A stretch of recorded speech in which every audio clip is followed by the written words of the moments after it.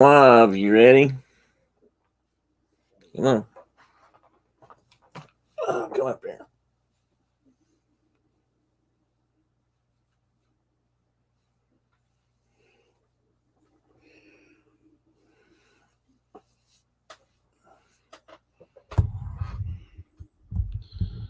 Good morning, sunshine.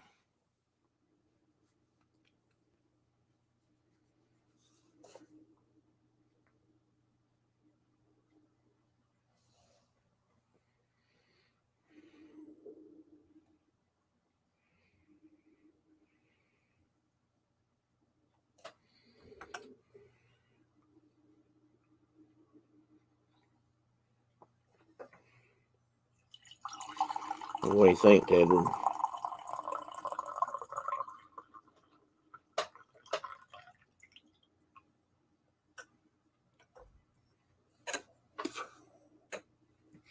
Are we going to be it today?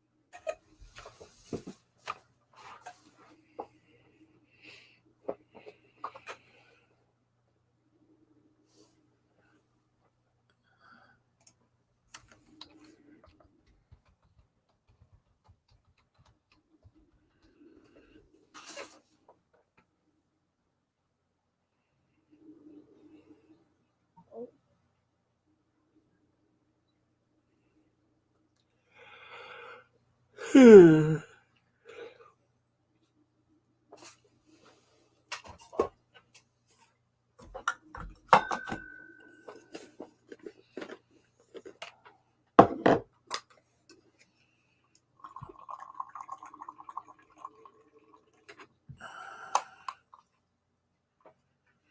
know what? Maybe I didn't tell enough people I was going to be on today.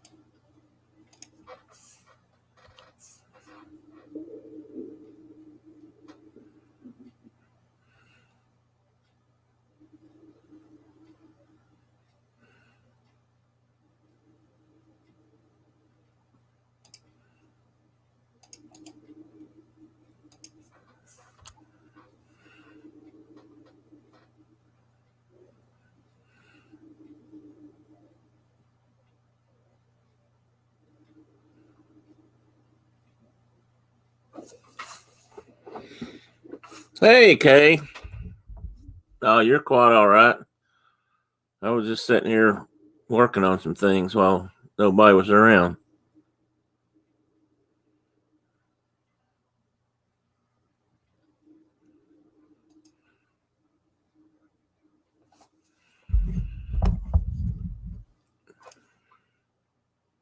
How are you today?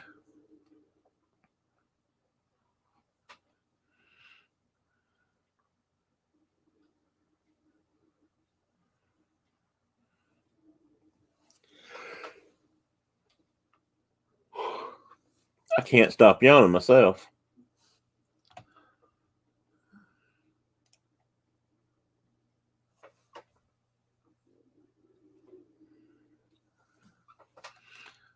And I think I got enough sleep.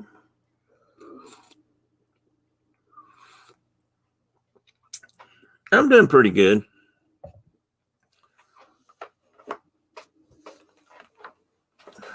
I've felt better this week after Thursday's water therapy. It loosened me up. I was kind of hurting earlier in the week. It was my whole left leg was really stove up and painful.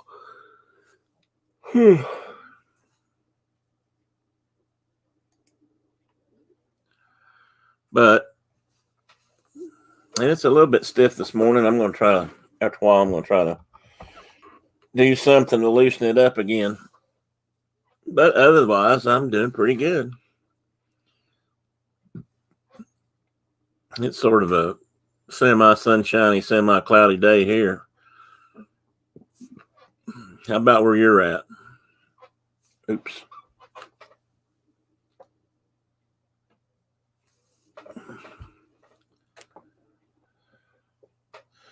It does. I love water therapy. I'm not that crazy about therapy in general ever. I mean, I don't guess anybody really ever is, but oh, sorry. Apologize.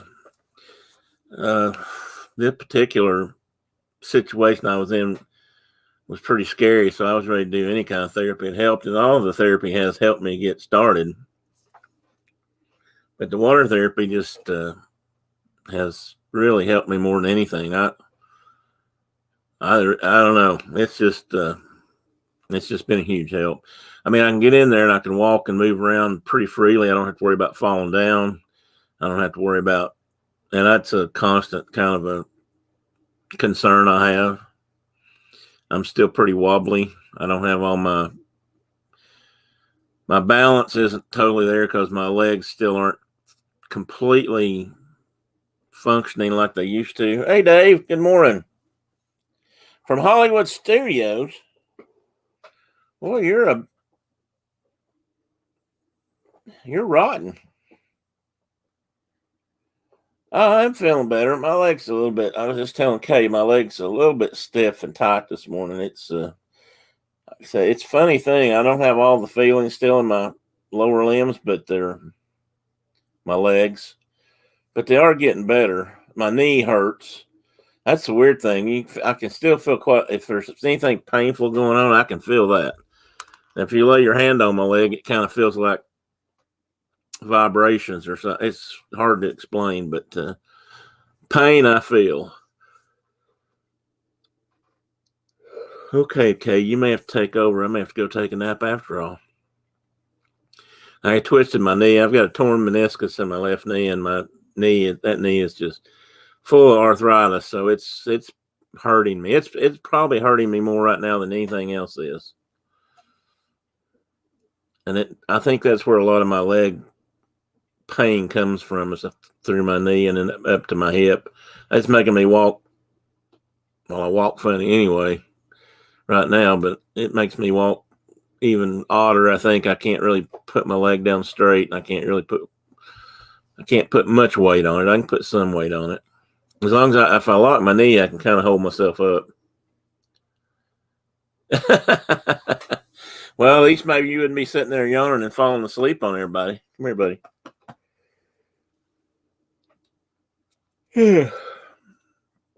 I realized just a few minutes ago that I hadn't posted. Come up. Okay. Teddy was down here patting me on the knee, but he wasn't ready to come up, I guess. I just realized I hadn't posted the time or the link or anything to any of the chat rooms or any places I usually do. So I don't know. People might not think I'm on. And I still don't know if I haven't really found out if Josh and Lynn are going to be on. I think they're probably not, since I've not heard anything, but I haven't heard they are, haven't heard they're not, but I haven't seen a link. Lynn usually lets me know. And she said the other night she wasn't sure they would be.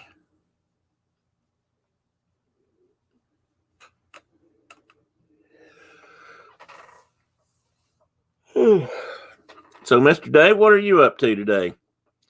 You're in Hollywood Studios. What's on the agenda first?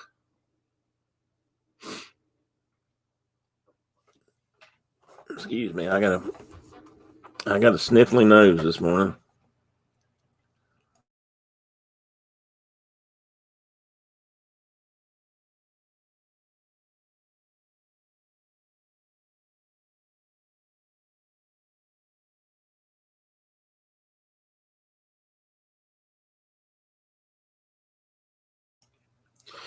That's better.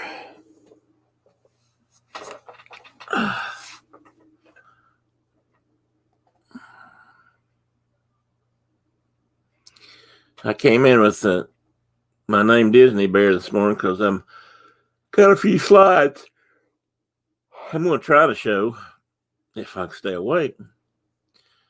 And they're from some past Disney trips we took. So I started to put something else in there, and I changed my mind because I was pretty much just talking about the slide. Well, I actually have some, since this show's also got Teddy involved.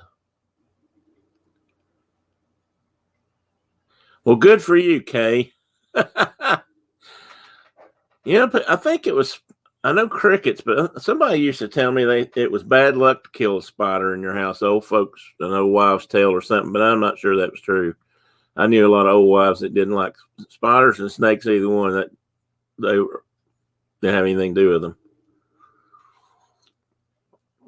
My mother was, even though she was raised in the country and on a farm, her father had snakes in the barn, rat snakes, keep the mice out. She did not like snakes whatsoever. And she went out one day when I was in school. I just started first or second grade, and my brother was still at home. He was only been about 4 probably. And my mom saw a snake crawl out of the garage from the window of the house. We had a separate garage, and she went out and hailed down a guy on a tractor in the road who was mowing the shoulders of the road for the county. Got him to come up there with a hoe and broke the hoe, but he killed the snake. I was so mad at her. I guess it is a cricket. For some reason, I was thinking it could be spiders too, but it probably is a cricket. In this country, there's not. Well, no, I'm not going to say that.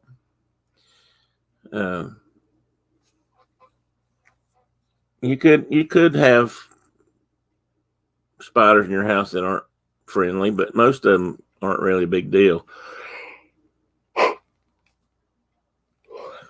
Oh man, I don't know what has got into me. Good morning, watcher. Tina McNeil's with us. Cherie, good morning, Cherie. Surfer Girl 326.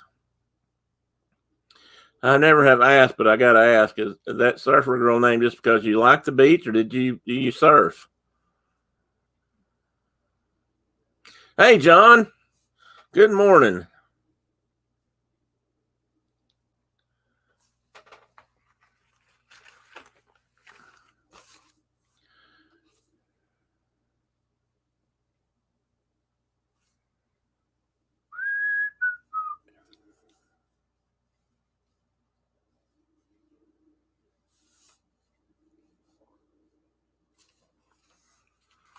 Just looking at my list here, see who was on the drawing list, because after a while we will have the draw. What was that sound? Anybody else hear that besides me? We'll have the drawing for the T-shirts, which I meant to hang up. As a friend of mine's mom used to say, if the road to hell is paved with good intentions. and it had been my intention to hang them up.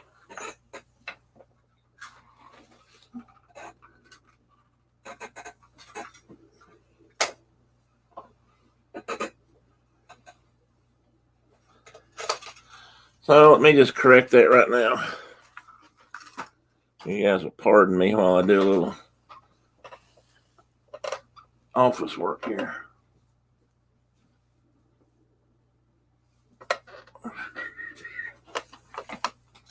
Oops. Well, that didn't work out, did it?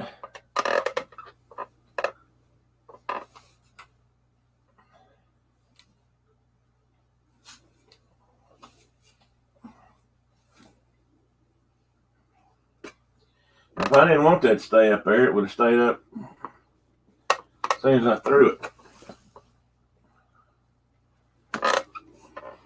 Well, you can't see anything anyway. So I'll just pull them off there while I show them. It must have been on my phone, but I don't know what it would have been. Let me turn it down. Because I heard it, but I wasn't sure what it was. So how's Miss McNeil this morning? And Sherry, I hope you're feeling good today. Are you at work? We're not going to talk about Dave. He's at Hollywood Studios today. Just kidding, Dave. We're just jealous. All right. I'm just jealous.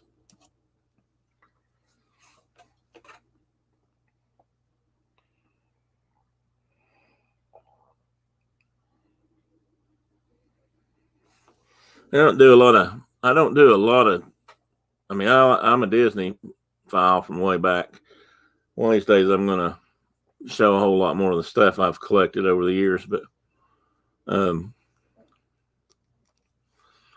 don't claim to be a pure Disney creator online or have a Disney channel, but I certainly love Disney and can't wait to go back. And in a way, I do aspire to be a Disney creator, I suppose.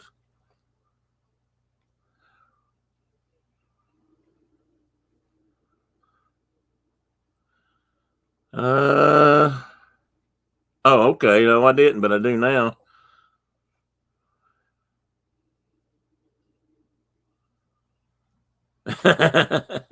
Well, I like the Beach Boys, but I never could get up on a surfboard. I didn't try that many times, but when I'd go to Florida, I used to try a little bit. But that's interesting. So you probably grew up on the beach, and are you originally from the Myrtle Beach area, and did you grow up on the beach in essence?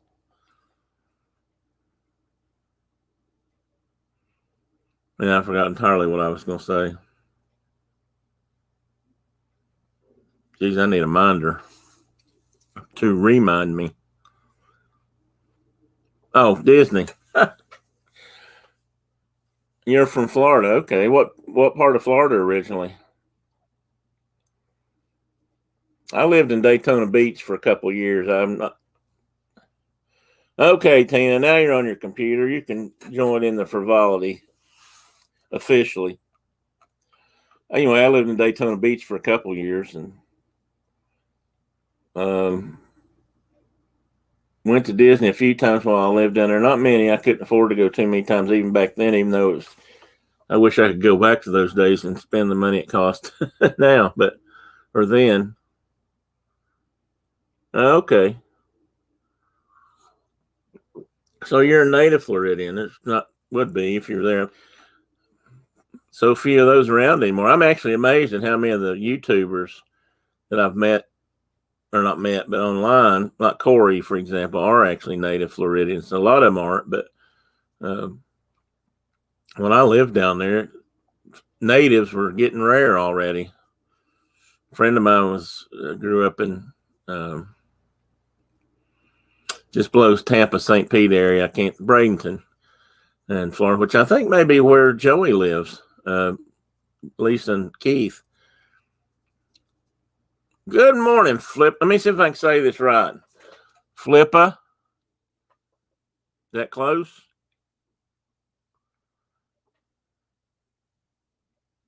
Cape Coral. I'm not sure exactly where that is, but I'm sure I've seen it on a map. I haven't spent a lot of time on the West Coast. I'd like to. But only been over there a couple times. Okay, you know what? I used to want to move. I used to want to because I'll be honest. I aspired to work at Disney. I was really wanted to get involved, especially after Animal Kingdom opening. They have a conservation program, or they did, and they have all kinds of biologists and that sort of thing employed at Animal Kingdom and just on their grounds because they maintain a lot of wetlands and stuff. But I don't know if I could stand it anymore. I mean, I'd love to live closer to Disney, but it's terribly hot here, and it's even hotter down there. Our humidity is almost as bad as I thought they were. I keep forgetting to mention that, but the best man at my wedding was from Bradenton. He was born and raised there. I'll have to ask them if they've ever heard of him. They had a local business. Dean, a turkey legster. Gobble, gobble, gobble. Gobble, gobble, gobble. I need to get my turkey call out. See if you respond to that. Anyway, I need to ask them about that sometime.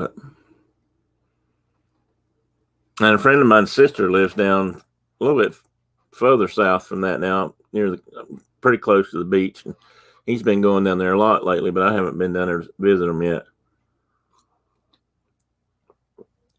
Oh, I know what I was going to say about it being hot. Well, AC is wonderful. In Florida, I mean, around here, it's got pretty much to be a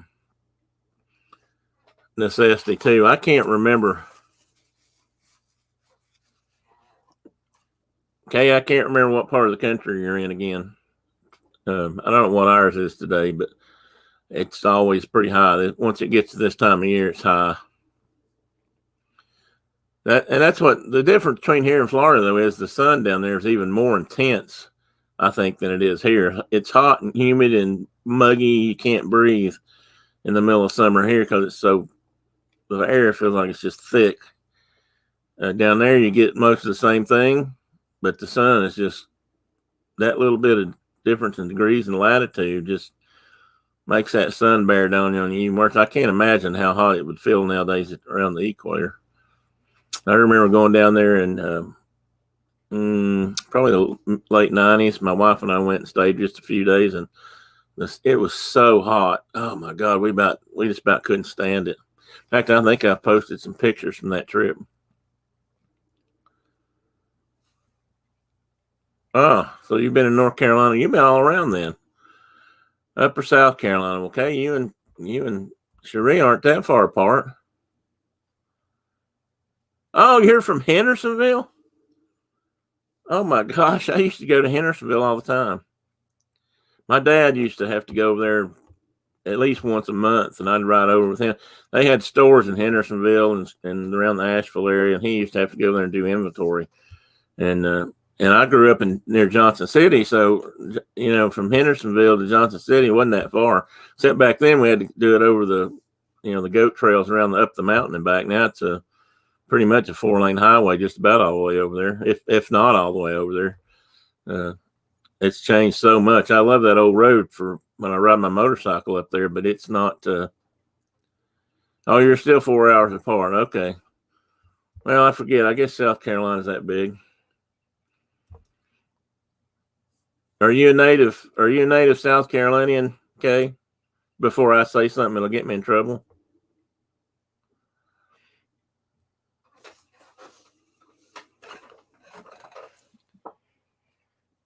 Well, I'm gonna say it anyway. I didn't make it up. It was a quote from one of my favorite shows that's ever been on television. Was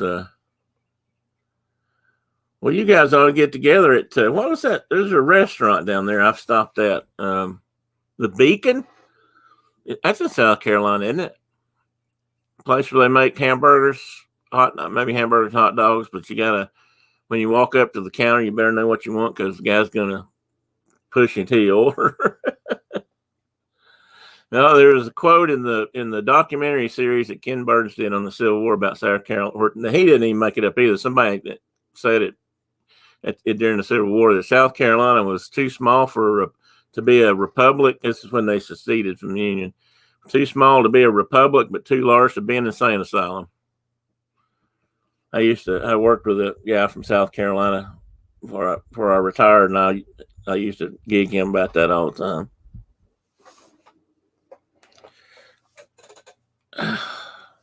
Well, born and raised, I'm a Tennessee boy, but I've lived and grew up in the mountains or the foothills of the mountains, but I have lived in Florida and no, I can't really say I lived in North Carolina, but I did stay over there for a few months while I was going to finish up my aircraft certifications. And then lived in Nashville for quite a while. Okay, I figured it was, Kay, just by what you guys were saying. I knew the Beacon it's up near, is it near Spartanburg? I've been there once, maybe twice, once for sure.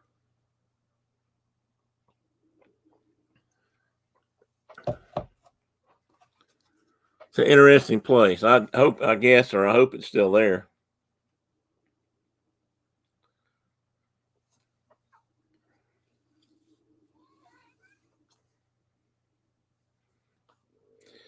Well, I've not lost all my memory then, Kay. I thought it was near Spartanburg.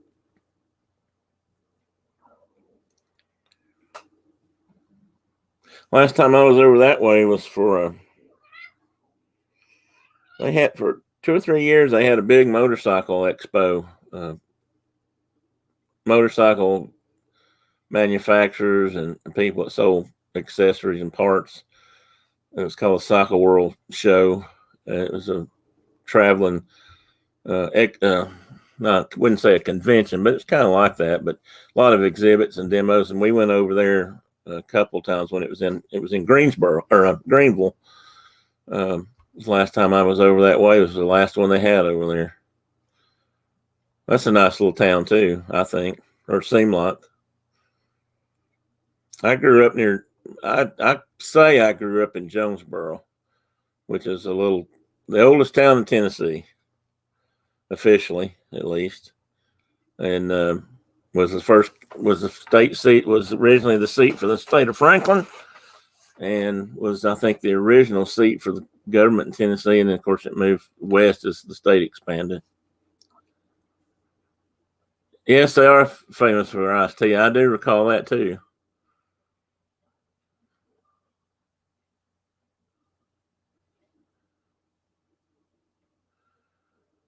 Well, that's good, Cherie. I don't know if I've ever had that or not. I take what they call a muscle relaxer. No, that's metaxalone. Never mind, different thing. It helps a little bit with my cramps, but it's not. I mean, I don't consider it strong or powerful. Then again, not much phases me like it does some people. So, but that's good. I'm glad you're getting some relief. Relief is a wonderful thing when you've not had it for a while.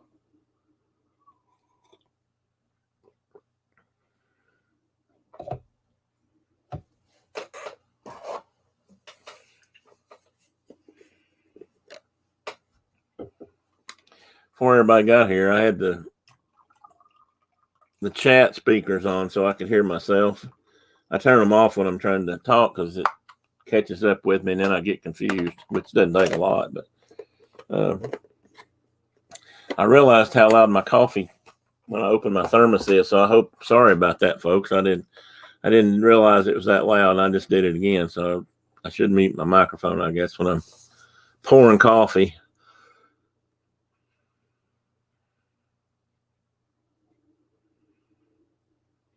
Is that just in your hands, or is that a foot thing with you, Cherie? And I'm not trying to be nosy. I know your hands have been bothering you.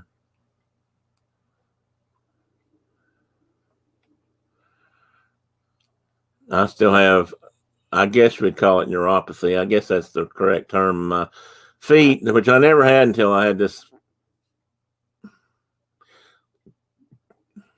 I don't know. I think it's hard to call it an accident. It wasn't. I didn't do anything but turn around. But when my bone spur decided to penetrate my spinal cord, and I went down, that's when all this happened. I didn't have any neuropathy type problems up until then. Of course, now everything,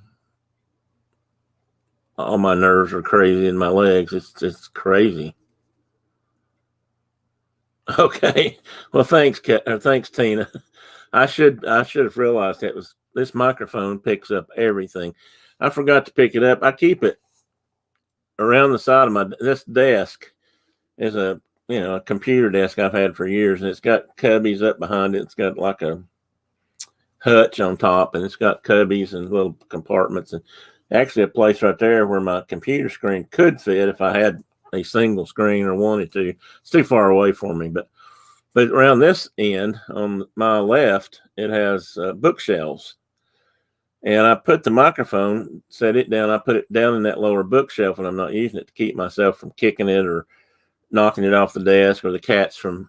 I'm waiting for one of the cats to figure out that the foam cover I have on it would be really fun to. It's got this foam so it don't spit in it, I guess. I've been waiting for one of them to figure out, oh, this looks like fun to tear apart, but nobody has. But I put it under there, and I forgot it one day, and it was still down there, and I was just talking away. Apparently, everybody can hear me just fine, so it really picks up a lot, maybe too much, because, like I said, you can hear me pour my coffee.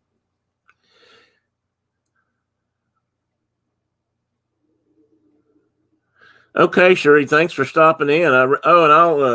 Your name is on the list, so when I draw for T-shirts later, if you win, I'll let you know. Okay, I'm not going to say everybody has to be here to win because Teddy's got probably a few more followers online than he does on here. So, plus I think his fans are probably falling off because he's not here as much.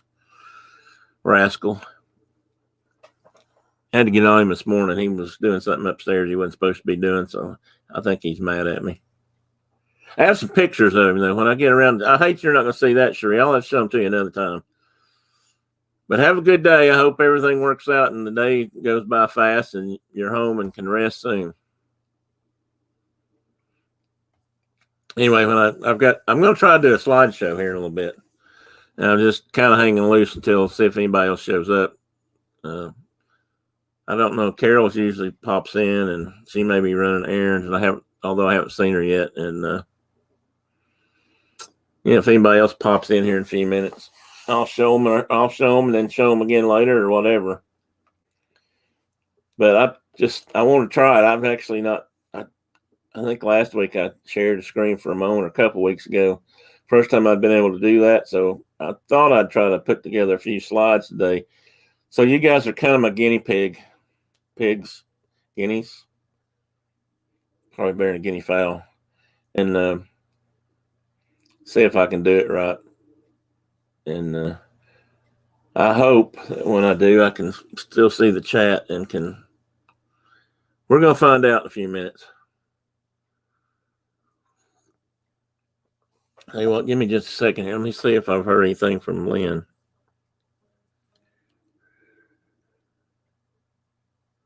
Okay, I just got a note from Lynn, and her and Josh are not going live today.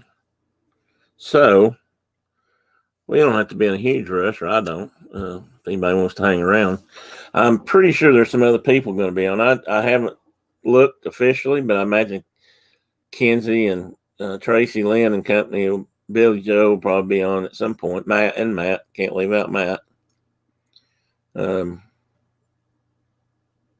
This Our Dreams, or maybe Just Our Dreams is going to be on. They may be with them, but and then I guess Carlos is probably on now, and I hate that I'm on. I do hate that I'm on at the same time he starts, but I didn't really. This is kind of an open slot from before, and it just worked out that way. Yes, that's why I said guinea pigs are probably better than being guinea fowl, Kay. Although they do have one redeeming quality. They eat ticks. So if you've got a tick problem around your yard and your house there in the patch, your wood lot or whatever, and you're just in your yard, you can get guinea fowl and they'll clean them out for you. They're supposed to be really good tick eaters. I mean, they eat other bugs too, but apparently they can find and get those little because guinea fowl can be nasty, but there's nothing. I mean, I don't even like ticks, and I like just about everything. I try not to be that way, but I just don't have much use for them. And yes, they are a form of arachnid or a spider, or in the same family anyway. Oh, they're already on K? Okay. Well, she's probably multitasking because she's usually doing both. I've tried to do that a few times, but I haven't. I used to be able to pat my stomach and rub my head, or pat my head and rub my stomach, but I don't know if I can do that anymore. That's about as multitasking as I got. Well, I'll tell you what, let's just do this. If somebody else shows up, I can always run through them again, but let's see if I can do this slideshow. If anybody's interested. The chickens probably do too, Kay. I would imagine they probably eat them if they find them too. But I just read one time, or somebody that had a tick issue said they got guinea fowl, and they were just really good at getting them out of their, getting them out of the grass. So I don't know, maybe they have a tick sense. All right, I'm going to see if I can do this show. Let me pull this up.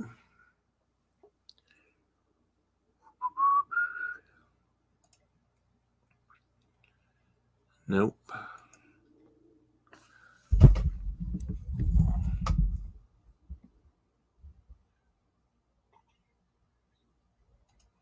Here it is. Okay. Now, this is probably going to be a little bit strange, but we'll see. I just grabbed some photos this morning, but I tried to make them to make a little bit of sense. So I started out at Wilderness Lodge. Okay, let's see if this works. Hang on.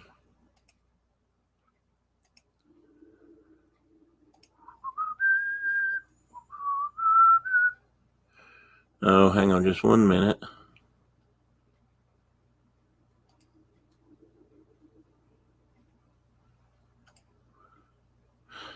Okay, let's see if this works now. Okay, I think I can see the chat, so just let me know.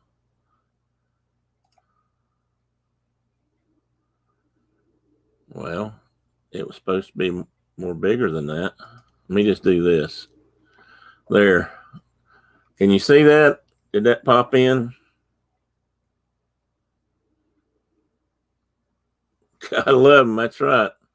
That's why I've got cats, Tina. Can you guys see that image? I'm going to assume you can, but I'm not seeing both screens right now. I'm not seeing by doing this, I can't see the YouTube screen. I'm seeing the StreamYard feed. Okay, you can see it. Hey, Dave.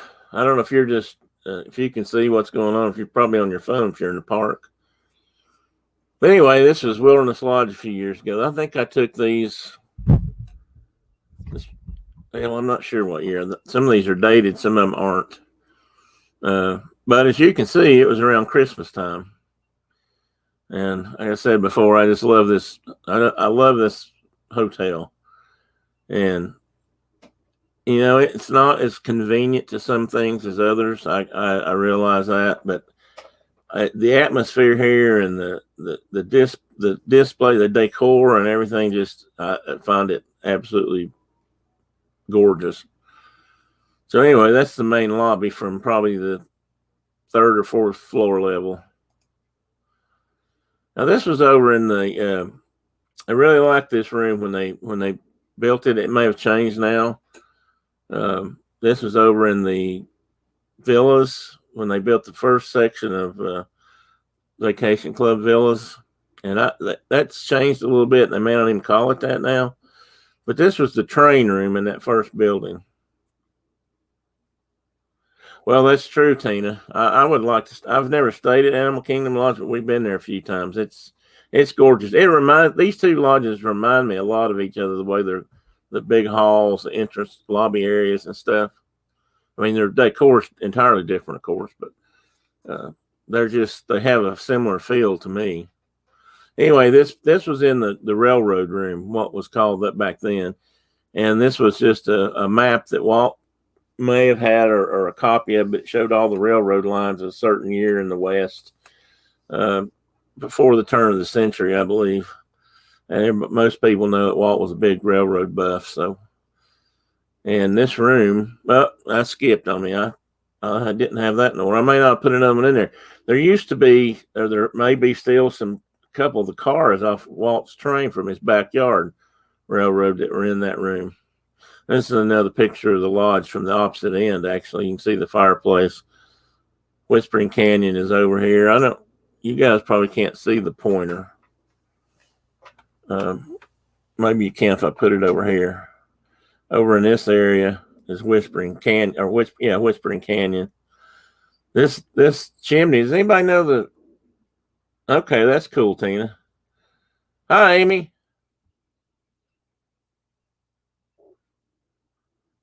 Oh, and never forget bats, Dave. Never. They were designed by the same architect. Well, that makes sense. I'm glad it's still the railroad room. Then that's cool. Does anybody else in the chat know the story of the chimney? I asked that only because that was kind of they made a big deal out when they first built it, but I don't know if they still do or not. I just never heard anybody else talk about it, and it always fascinated me. Well, I'm going to tell it anyway. If you really look at the chimney, you can see the different layers in it of strata, rocks, colors, and types. And those actually represent the sides or the same kind of layering or strata that you find if you look at the Grand Canyon. And they used to have a mark. There used to be signs. Again, I've been there in a little while, so I don't know if they're still there, but there used to be signs that labeled, that kind of told you. Yes, it is the Grand Canyon, Tina. That's correct. And they explain it. They used to have little signs at each floor so you could look at by the chimney and you could it would explain what strata you can see from that floor level. I just thought that was really cool. Some of the other decor there, and I didn't put any pictures of that in here. I've got a lot of slides of these places, and then somewhere later on in the probably mid 2000 aughts, I started using the digital camera down there more, and I was really just learning to use that camera. So some of these aren't the best focus. The cameras have improved much since then too. So, but anyway, that's another view of the lobby.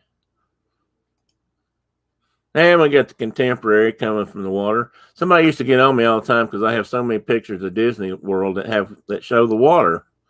Well, I didn't think that was such a big deal personally, but apparently some people thought that was funny.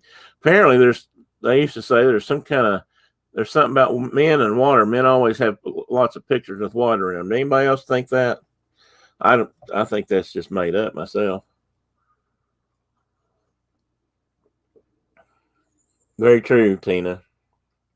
They took a lot of cues for the lodge out of. I understand. I've seen pictures of it, but the Yellowstone Lodge, which was at one time considered one of the finer lodges of the U.S. park system.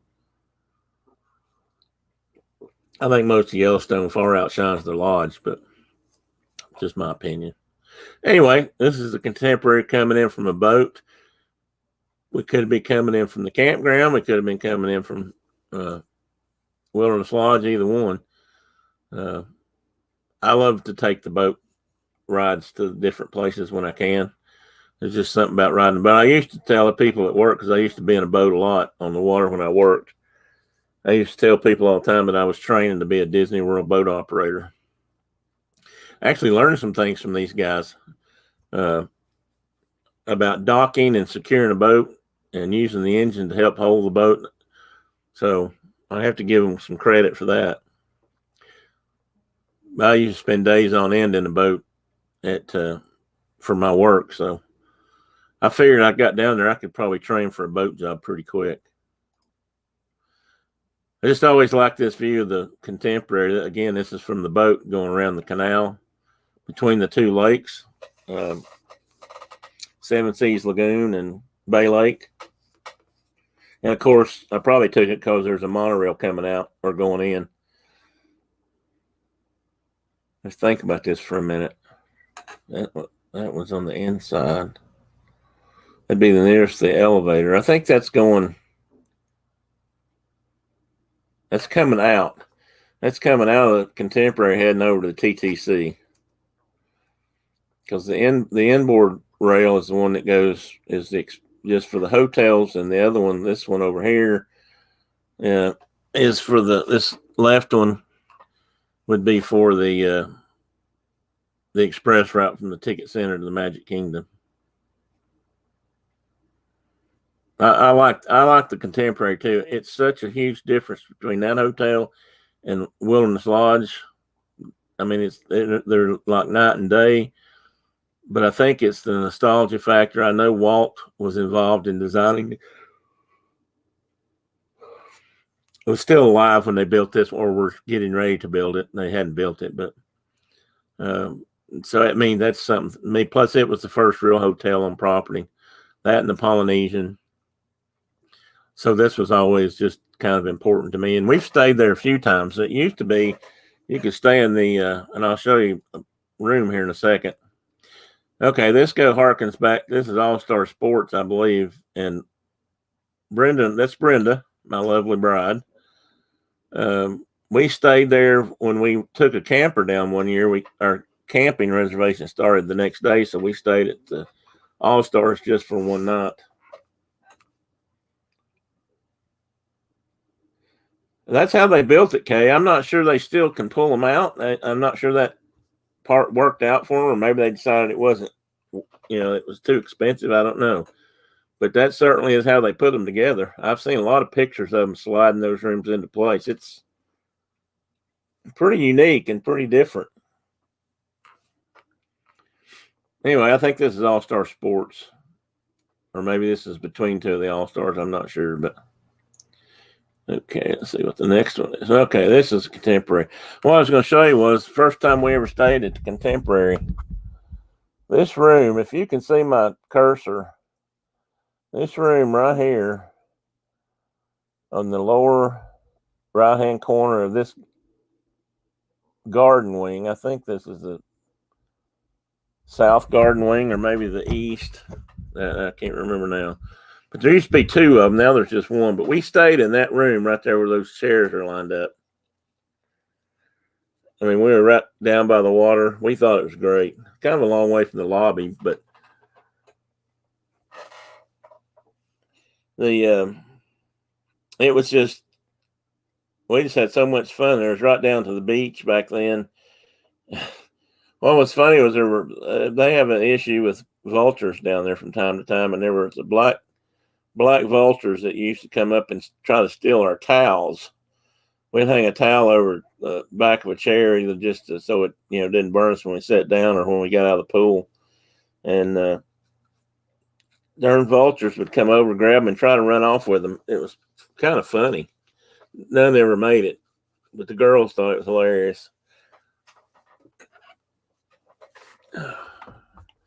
Okay, let's see. Now that I know I've got some of them mixed up, I don't know what will be next. Here, let's see. Oh, back to the Fort Wilderness Campground.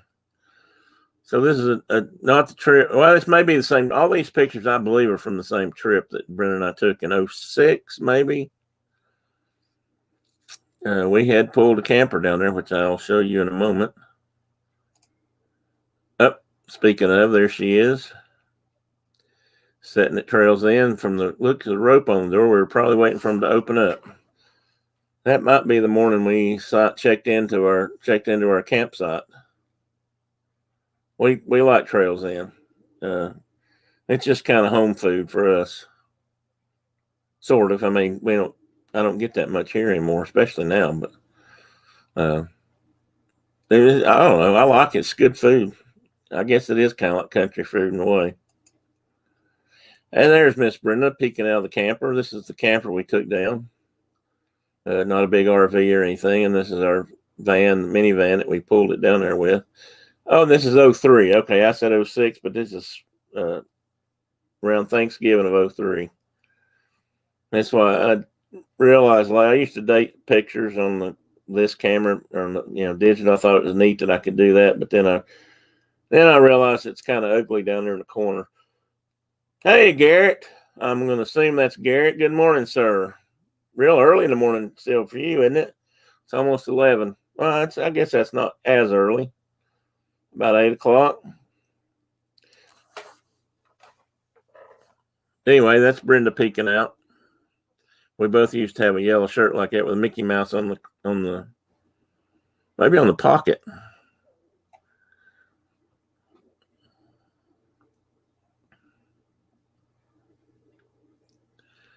Let's see what's next now. You'd probably kill me if I showed that one. That's inside the camper. See, this snug as a bug. She made that Afghan. She used to do a lot of crochet work. She made some really nice Afghans. Actually, see, I don't like these as much because my toes stick through them. bigger loops, but she's made some that were really tight. Of course, they weigh a ton. But man, you talk about warm. Yeah, it was a pretty nice camper. We rented that camper. We are seriously considering buying one, getting us a pop-up or something small to do a little bit of traveling in. And one way I'd like to have a small motorhome, but probably end up being more like something like this. This is actually quite comfortable for us. It was, when you opened it all up, it was really big. There used to be I think it was like a husband and wife business not far from here that rented these out. And it was actually pretty reasonable, I thought. So we took one to Disney for a week and really enjoyed it. I know people aren't into camping, but I mean, if you're going to go camping or glamping, I mean, this is certainly not roughing it. This is probably some of the most luxurious camping I've ever done. The bathrooms are super clean and convenient. And anyway, it was a good time. And to skip back again to the All-Stars, I don't know how that other picture got where it did. This is what we actually pulled in here with our camper the night before, because we had a room in here for one night, and then we just pulled our camper over to the campground and set it up, and we're good for the rest of the week. And there's me by the same statue with a cup of coffee, you might notice right here. I don't know. Can you guys see that cursor when I move it around? Or am I driving you crazy by moving it around? I usually move it too much. But anyway, there's me and a cup of coffee, which is pretty normal. And now we're back to the household pictures. And this was Mr. Pocket, Teddy Pockets, the day I found him.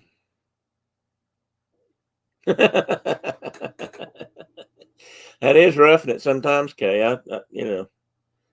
Sometimes you just don't want to have to be bothered. If you can see, that's me. That's a shirt, a pocket T-shirt, and Mr. Pockets is down in my shirt. Hey, Arlene. Nice to see you. Yeah, he was definitely a cutie pie. Look at that nose. See that dirty nose?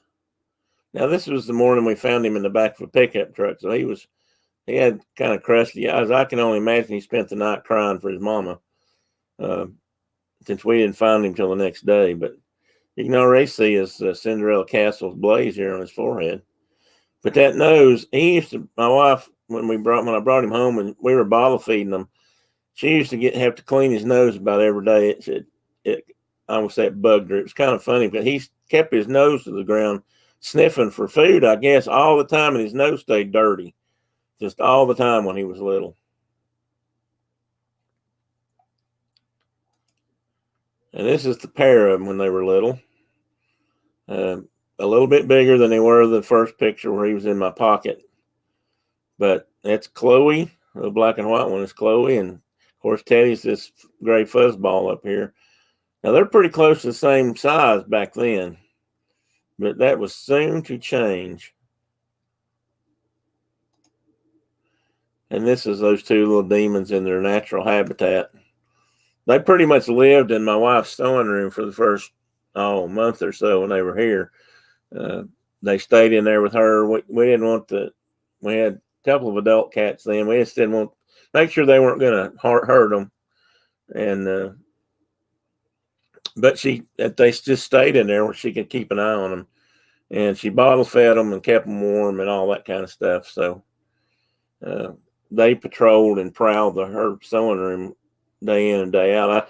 There's another picture. I don't think I've got it in this group, but where Teddy's coming right through the middle of her sewing machine right here. Unfortunately, he didn't do that when she was actually running the machine. And here they are a little bit bigger. As you can see, Teddy's already working on his resume there for being a good sleeper, and he is an excellent sleeper.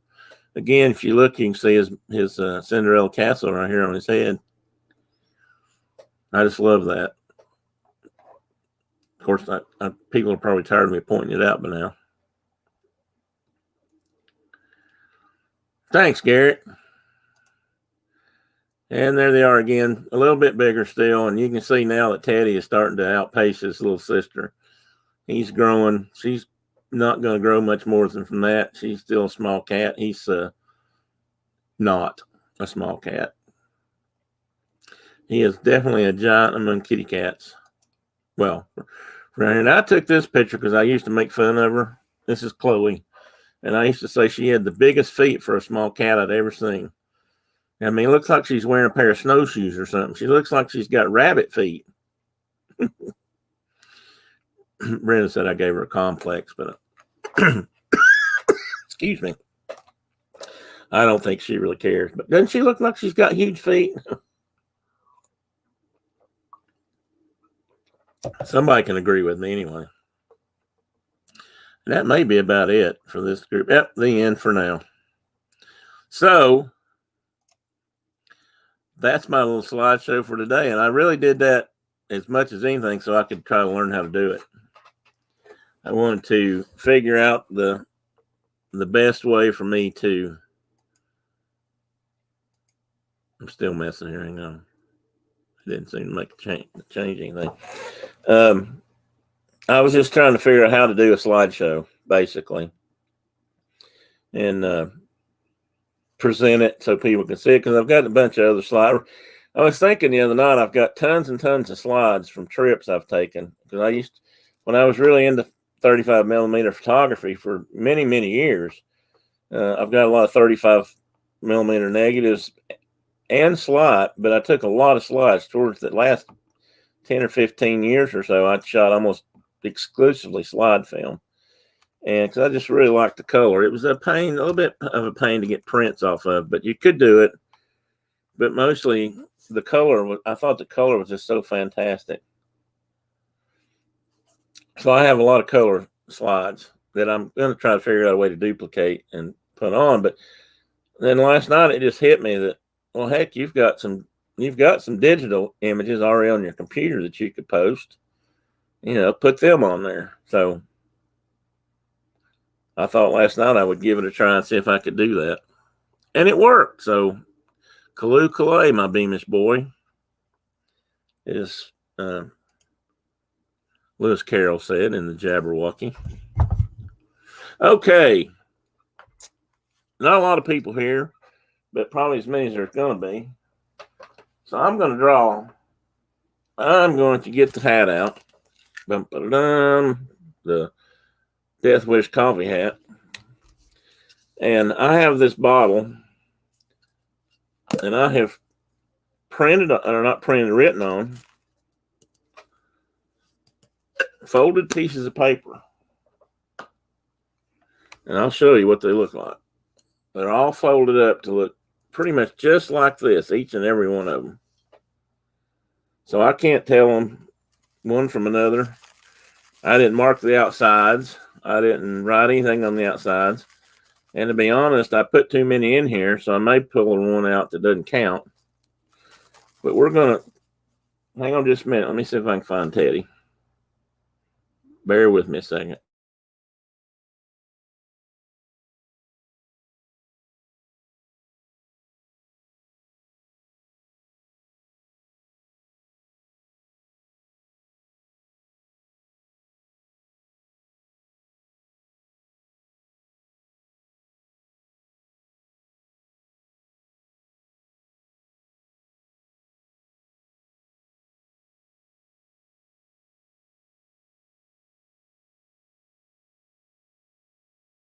Okay, I guess I was going to see if Teddy was down here and see if he wanted to give away a shirt. But we're going to draw out of the hat. Here's the hat. I'll just let you see. There's all the name tags. I may pull out. I'm going to give away Teddy's first. Well, no, he's not down here. I'll wait. I'll give away this one first. This is a Death Wish coffee shirt. Got their logo on the front, and this is what's on the back. Broke, not busted. Death Wish coffee. And this shirt was a promotional thing. All the money, all 100% of the proceeds from this shirt sales went into a fund to help people, small businesses, get back on their feet after the. My dad had boxes and boxes of flies. Okay. Thanks, Russ. I knew somebody wouldn't welcome in, by the way. I knew people did that. I guess I just wasn't sure if I wanted to spend that much money on them, but I might, because I really would like to get them on the computer. Dear God, I've got thousands of them, I guess.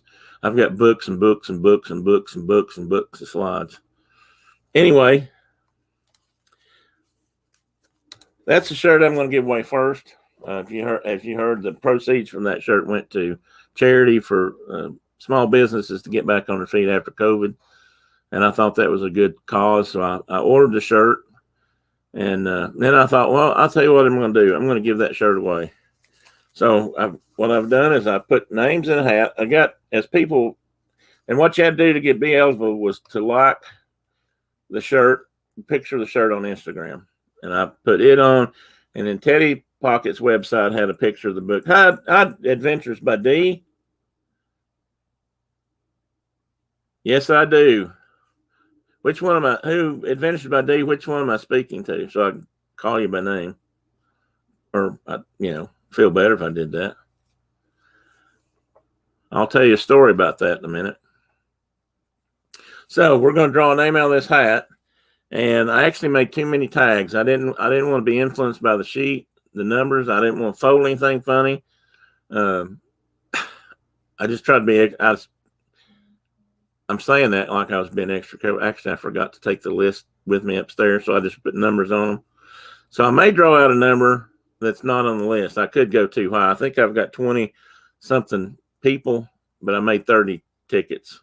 So we're just going to look. I'm not going to look in the hat. I'm going to shake them up one more time, reach into the hat, pull out a folded tab, and let's see who won the first T-shirt. And, of course, it's one that I don't have. It's one of those that I said I didn't need. We'll do it again. Nothing up my sleeve. What's this one be? A high number 2? Nope. This one, yes, that was the high number 2. Okay. Bear with me here, folks. This is, as a friend of mine used to say, I was being a little doofless when I did this last night. I wasn't thinking. Let's see what we got here. Up. I think this might be a good number. We have number 3. Let's see who that is. Amy, AJC Magic. I think she's in here. At least she was a few minutes ago. If you're still here, Amy, let me know. What I'll need you to do is DM me an address you'd like me to send it to.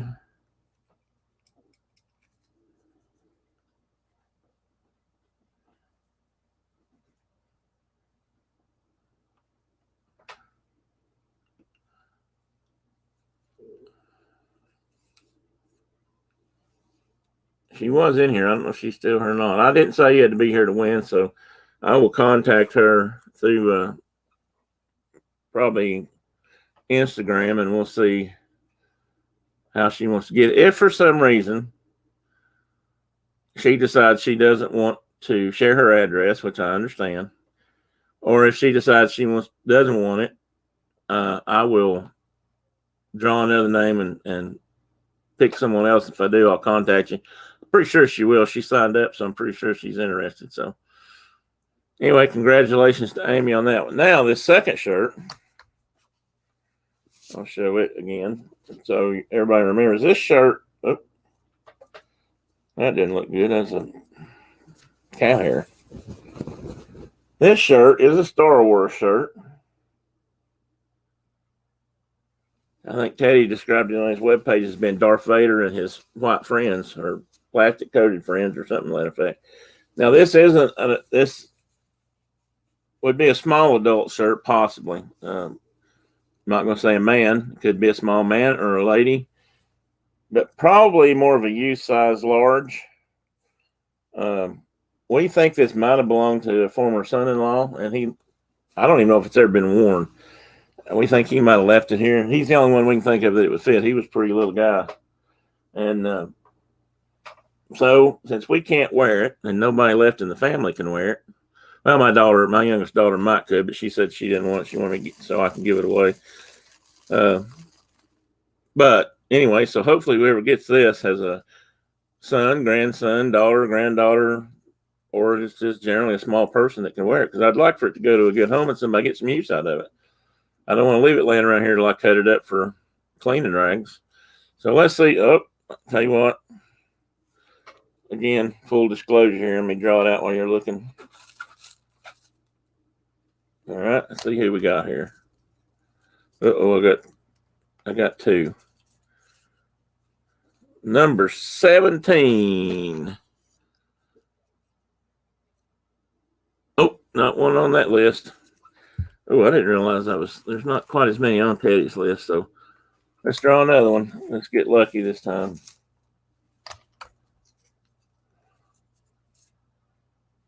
And I can tell you already that one's too high.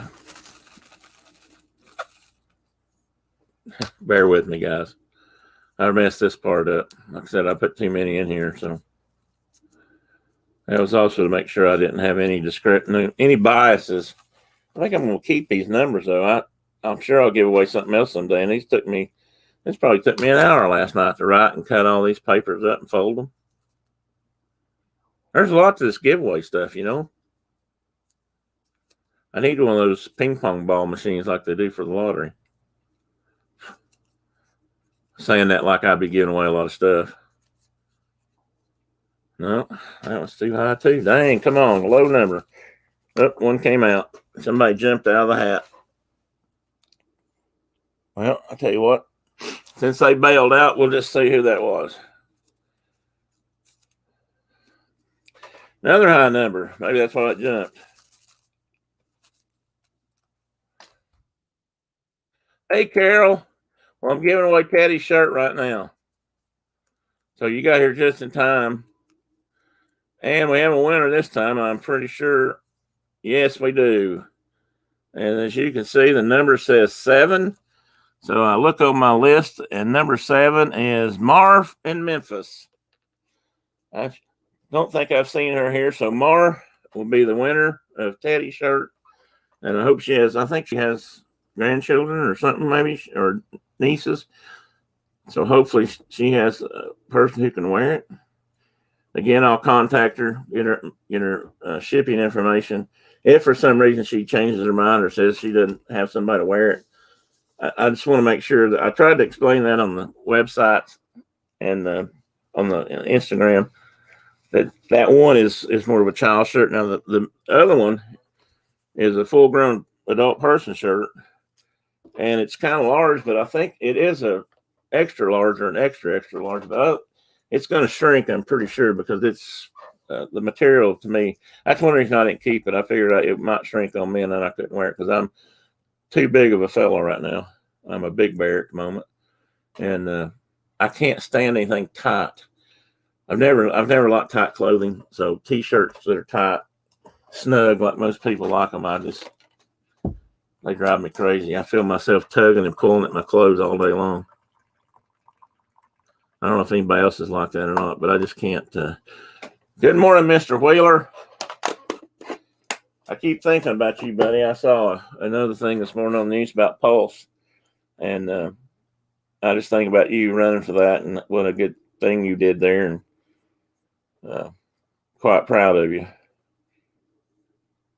Anyway, that's the giveaway. Carol, you missed the first one. Amy at AJC Magic won the first shirt, and Mara from Memphis won the second shirt. The one Teddy gave away. And I'll have to tell you, Carol, Teddy tried to get me just to put your name only in the hat. He was sitting down writing out tickets with me last night, and he kept putting your name on every ticket. And I had to explain to him that wasn't fair, that we couldn't do that. So he finally got mad and left. That's probably why I didn't come down and draw. But I made sure it was all legal. That's why we put numbers in there. He's not good at counting. He wasn't very good at handwriting either, so I don't even know if I could have read your name if he'd put it in there. But he has sharp hands, you know. It's hard for him to hold a pencil. Mr. Mike, I hope you're having a good day. Carol, I hope you've had a good morning so far. All my shirts are muscle shirts since I'm outgrowing them. Yeah, mine show off all my muscles too. Well, I make them big, get them big so they don't show off all of them. But even if, I'll be honest with you, even if I was fit and skinny, I don't think I could. I just never have liked stuff that stuck to me. Even in the wintertime when I'd wear insulated underwear or long handles or whatever, it drove me crazy because, they need to be near the skin to work. And it just, I couldn't wait to get home, get out of that stuff. Thank you, Carol. That's right. Congratulations to Amy and Mara for this fantastic giveaway I had. No, actually, I appreciate everybody participated, and I hope if you won the shirt, I hope you enjoy you and get to use it. And just wanted to do it. I haven't done anything like that yet, and thought I'd give it a try. And hopefully there'll be some more in the future. I have a few Disney things I might give away eventually, but I'm the kind of guy, when I buy something, I don't really usually buy it to trade. That's probably me being a pin trader. And I'm sure I'm not the only one that has this problem, but usually when I buy something, I buy it because I want it, not because I want to trade it. Well, see, Dave, take care on Tower of Terror and scream a little bit for us. Get your picture taken so we can all see you going up and down. Man, I miss riding that ride. We like Tower of Terror. Carol, you missed my slideshow. I may have to run it back through here in a little while. I'll give everybody a break and I'll pretend like it's a new slideshow. And then once we get started, they won't know anything. Francisco. It's fun to say Francisco. Since Tracy Glenn's not here. San Francisco, you're an LA Dodgers fan, I assume. Pretty sure that's what you're trying to tell us. Does that mean you are from LA or are you just a fan of the Big Blue?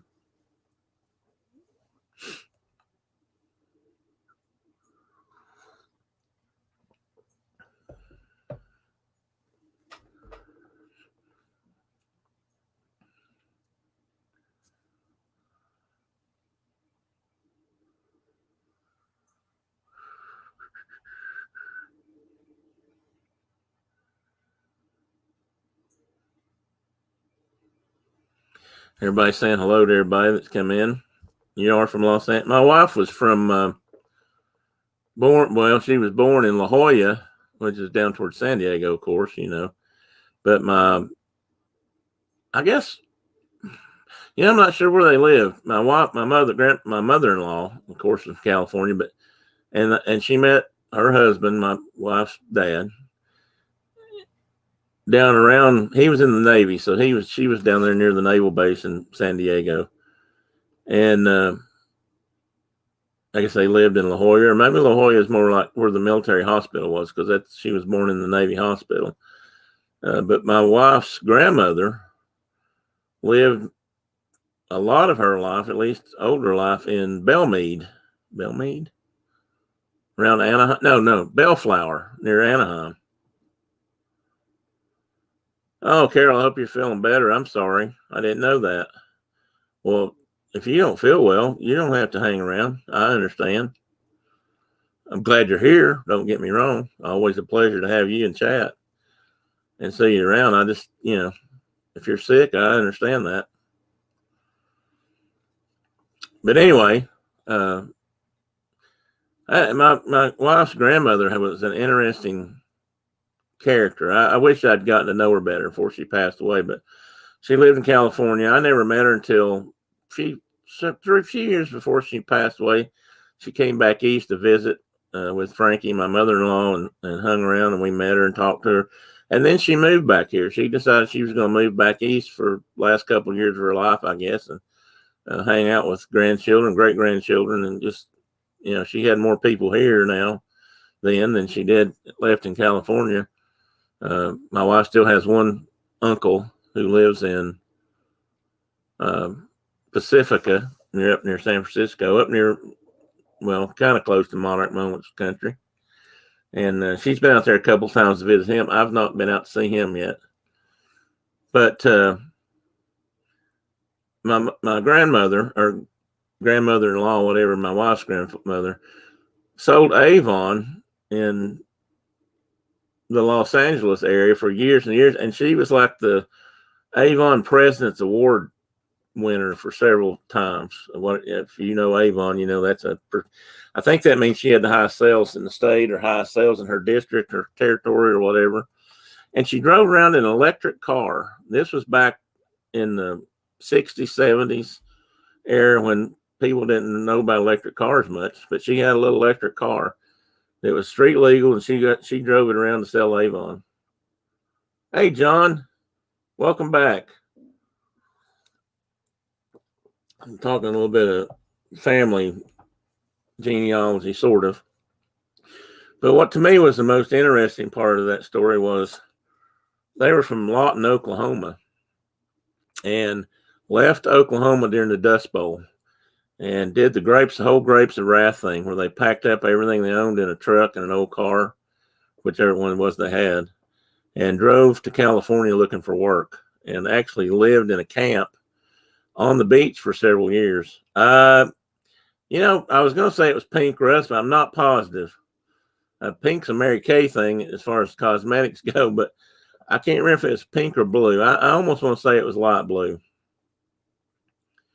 I've got pictures. We got pictures of it somewhere, and I need to get. They're scanned, probably my wife's computer. So I need to get those. But she had some old pictures, and I don't know if we have these. I hope we do somewhere. But they drove across country in that old rickety truck. She said it was a lot like the movie The Grapes of Wrath. They had to stop on a regular basis to fix flat tires and just fill up the radiator and just make it to California, where they were hunting jobs. And my mother-in-law said years ago, she was telling us that she remembered she was born in Lawton, and when they went out there, she remembers living in a camp on the beach while they were out there looking for work. Now, in the end, I think she had 3 or 4 sisters and the one brother. He's still alive. All her aunts and all her other aunts have passed away. Her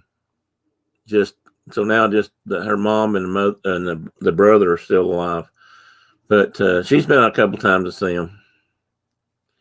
But anyway, I wanted to learn more about her history. I mean, talking to her, she was very sharp right up to the day she passed away. I hope I'm that smart. I hope I can maintain my facilities that long. But she remembered a lot of that travel, that trip, and the family. And she had some really interesting black and white photos from that era that really questioned the genealogical background of Brenda's side of the family, although we've not proven much of that. But anyway, that's neither here nor there. But we've got some of that. It's just interesting. My dad grew up in that same time period. My mom did too. But they grew up in Tennessee. And while it was dirt poor around here at that time, they didn't have to leave the country because of the Dust Bowl. I mean, Oklahoma tried to blow away, as most of us know or may remember or may not. But, the Dust Bowl was pretty devastating for that part of the country, especially. It's actually devastating all over the country. I saw some pictures. I didn't realize this for a long time, but, there was clouds, terrible dust clouds, actually blew all the way from Oklahoma and the plains all the way to the East Coast and covered up like Washington a couple of times. It was a major ecological disaster and certainly affected climate for a little while because it would just black out the sun. The dust was so thick. But that's another story. If anybody else has a story along those lines, I'd be glad to share it, or we can share it in the stream, or not. But Tennessee didn't have the same kind of problems, but almost. The problem with Tennessee was all that dust was washing off the fields. Out west, it blew up into the air and got caught, and all that flat country picked up by the wind and blew over everything. Back here, it just washed off the hillsides. It wasn't as droughty here. Just washed off the hillsides and into the rivers and washed its way on down to the Gulf of Mexico. But because here everything was washing away and everything was getting, people up here didn't really know how to farm correctly on the hills they lived on up here in this part of the country. It's pretty hilly. Even if you're not in the actual mountains, there's foothills all the way over to the Cumberland Plateau, and it goes back up into the Cumberland Mountains and across until you get down towards, almost to Nashville, and it drops back off the plateau into the basin. But it's not flat up here, but there's very little flat ground. So, if you didn't plow your fields correctly, or if you left them fallow and nothing on them in the winter, erosion was a serious problem back here. I've got pictures, or had pictures at work that showed what this country looked like back in the 30s, and it was most people have a hard time believing that's the same place. Same thing in the Smokies. The national park is, you drive into the national park and it's full of trees, big giant trees in some places, but the rest of it is covered in trees for the most part. There's a few fields and openings, but if you really look at the trees, most of them aren't that big around. I mean, a tree that's 25 inches might be a pretty good average sized tree in the park. And what people have to realize is that means that tree's about 70, maybe 80 years old now. Because in the 30s, up until they designated it as national park, they were cutting trees out there like crazy. The Smoky Mountains were timbered to fairly well. I mean, they were really cutting wood out there, and it's devastating to see. Hey, Amy, if you can hear us, you won the T-shirt. So if you'll send me a message on Instagram at TD Pruitt 1957, if you don't already have my address or my whatever, if you'll send me some shipping information, I will send you your T-shirt. Hopefully you can hear me. You won the Death Wish Coffee T-shirt. If it ain't busted, we can fix it, or whatever it says. Now I can't even remember what it says. Busted but not broken, I think is what it says. So congratulations. Hopefully you or somebody you know will get some good use out of it. But as soon as we get together on the shipping arrangements, I'll send that to you. So anyway, I was talking about the Smokies back pre-park days. It was, they used to put railroads in, temporary railroads. They would literally lay them up the side of the mountain, and they ran these particular trains that, while heavy, not nearly as heavy as most locomotives, and they were gear driven instead of if you see a train at Disney World, it has pusher rods. The wheels drive it, and they have a piston in the front that drives the rods, and the wheels move, like this. Well, you can't see what I'm really doing, but if you're there, watch how the wheels move. That's a drive rod engine, they call them, I think. And the ones in the mountains were gear driven. So imagine a Jeep geared down real low, but they didn't have the long rods. They just had gearboxes. The pistons ran the gearbox, which turned the wheels. It's sort of like they use, almost like a cog engine they use to climb something like Mount Washington or some of these incline railroads that are real steep. But they could lay those up into the mountains, up into the hollers of the mountains, and timber it. And then as they came out, just pull the railroad tracks up and lay them down somewhere else. So the railroad tracks, by and large, are gone up there. But, the fact that they ran them up in there, that's how serious they were about getting the timber out. And people that worked in the not coal mines, the people that worked for the logging companies lived in what they used to call string towns. And basically they were shacks built on railroad cars that they would pull up into the mountain area where they were cutting, and they would set them either on a siding or actually set them off the railroad onto the side of the mountain, where they were set up on poles and propped up on sticks. I mean, they were flimsy. And that's where the workers would live until they moved on to another place, and they would reverse that process, take those little shacks down the mountain and run them up another holler. And man, you talk about cutting the trees. Now they pull the timber out of the Great Smoky Mountains National Park. You don't see that many pictures of that anymore. There's a couple of places around this area that actually have historical museum type settings where they do show it. It's amazing. I mean, I'm going to go down. I need to go down. That'll be a good visit. I need to go do. There's a museum in Townsend, Tennessee, down next to the foothills or the Smokies. It's what they call the southern western entrance of the Smokies, and take some pictures, a video of that, and show some of those images. Everybody thinks about the redwoods and stuff in California and out west being so big, and you see pictures of sawyers standing on top of the stump, and there might be 8 or 10 guys standing there with a big crosscut saw or something, all on one stump of a tree. They were so big. Well, there were chestnut trees here that were almost that big. Of course, they're all gone. They got mostly killed out by the chestnut blight, which is probably one of the reasons everybody was in such a hurry to timber it, because they were trying to get it before they all died, which I can kind of see. I guess I understand some of that. But environmental friendly they were not.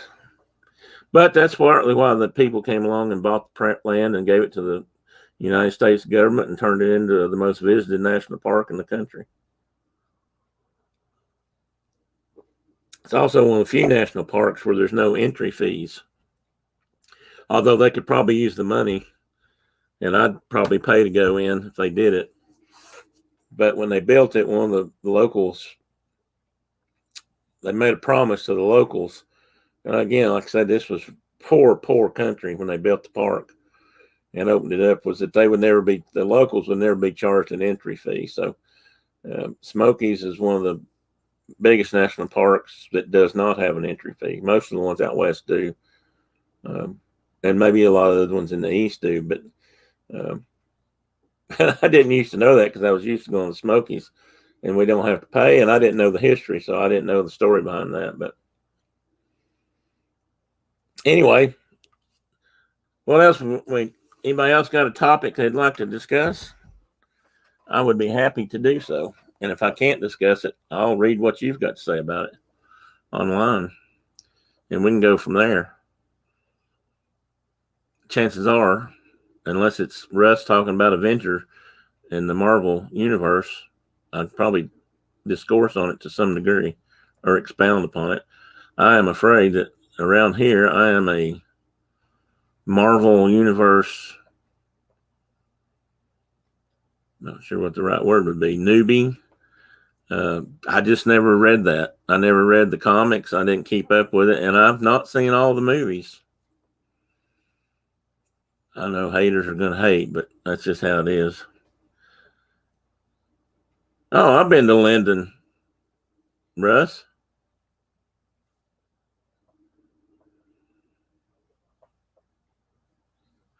Yeah, there was still a lot of logging going on in the state. That's certainly true. And they did slow a lot of that down. And a lot of people were still doing it wrong.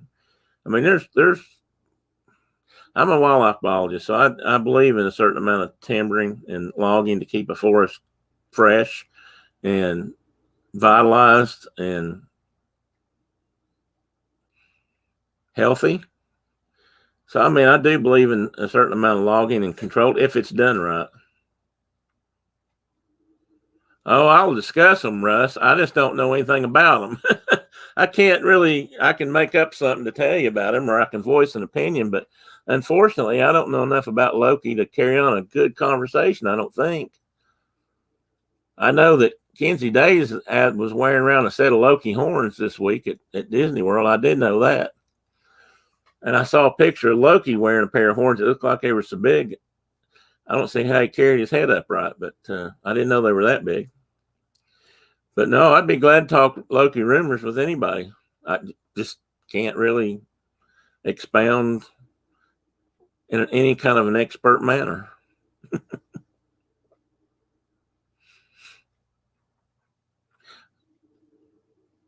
Somebody out there is probably saying, well, it must be the only thing he don't talk about because he acts like he knows everything, which is not entirely true, but probably does seem that way sometimes. I've told this story many times. Most of you in here probably already heard it, but I spent a lot of time in the library when I was growing up in high school and whatnot, and I spent a lot of time just perusing. Hey, Pearl, good morning, ma'am. Glad to see you in here. Yeah, he is a horny guy. That's true. I think we can just say that right here now. Spent a lot of time in the library just filling my head up full of what some people might say useless information, but I retained a lot of that. So I still have a lot of trivia in my head from all kinds of places and things. And been fortunate enough that so far I've been able to retain most of my memory, and I had a good one to begin with. So I do have a lot of stuff crammed in this skull that's worth talking about. Well, I mean, I think it's worth talking about. You guys may not, but still, it's not just made up. I try not to just. The old saying up here used to be, if you can't dazzle them with wisdom, baffle them with BS. Uh, I try not to do the baffling part, but I may not be that dazzling either. But I try not to. I try not to bullcrap everybody. I never was much good at that, and I didn't have a great tolerance for bullshitters or BSers. Pardon me. Welcome in, Pearl. I'm so glad to see you this morning. And I appreciate the fact that you've probably gotten up early to come in and say hi. Well, Kay Sherritt, I mean, I should rename my stream probably to the haven of useless knowledge or trivial knowledge or something. That might be a good idea. I'm not bad at Trivial Pursuit. The actual game, I don't play. I haven't been to enough places lately, bars and places like that, to play it. But sometimes I do okay with that. Well, good, Pearl. I'm glad you got to sleep in a little bit then. I got up about 6, and then I laid back down and waited, and I got up about 7:30, I guess. But most of the time, I mean, used to be if I woke up, I was done. If it was 4 o'clock in the morning or 5:30 in the morning, I was ready to go. And for the first 40 my middle years, I was up at 5 a.m. every morning for seems like forever because I either went to work early, with one exception, and that's when I worked second shift. When I was working night shift or whatever we called it, night shift, we didn't have 3, we just had 2 shifts, and I would sleep in them, but I usually didn't get in bed till 1 or 2 o'clock in the morning back then. And I was dog tired because I worked all day. So that was a little different. Now I don't have a real good excuse. I don't work all day and I still stay up too late.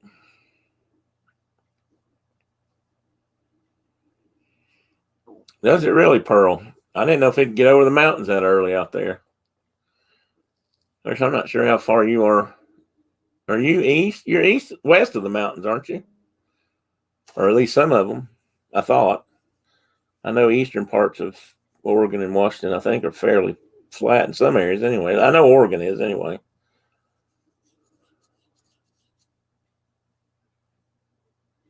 Well, that's a good reason, Kay. I like history. I don't know all my mythology. I've had some classes and I had some classes and I read some books on mythology. So I do know some of it. I know some of the history of those areas probably better than I do the actual mythology. History was always my favorite. Was probably my favorite subject in school. I have to admit, most kids when I went to school hated history, and I loved history. I could have taken 5 history classes a day, and I'd been happy as a pig in mud. Okay, well, that's what I kind of thought, Pearl. Anubis. That's a good name for a cat, though. Anubis is an excellent name for a cat.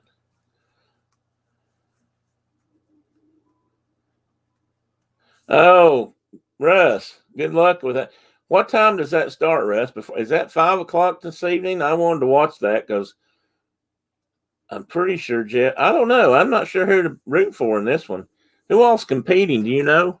I ask a lot of questions, so you can answer any or none of them. It's up to you.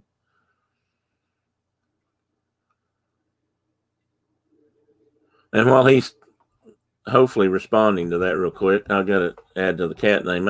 We had several cats named Rufus, and that kind of harkened back to the one of the Disney movies where there was an old gray cat named Rufus. That might have been a Rescuers, one of the Rescuer movies. Actually, I'm thinking of 1 p.m. Okay, for some reason I thought they had. Oh, I know what it was. I don't know if anybody else has this issue or not, but a lot of times when streams come up, okay, is it going to be judged on how many times they can go up and down, or is there going to be style points given?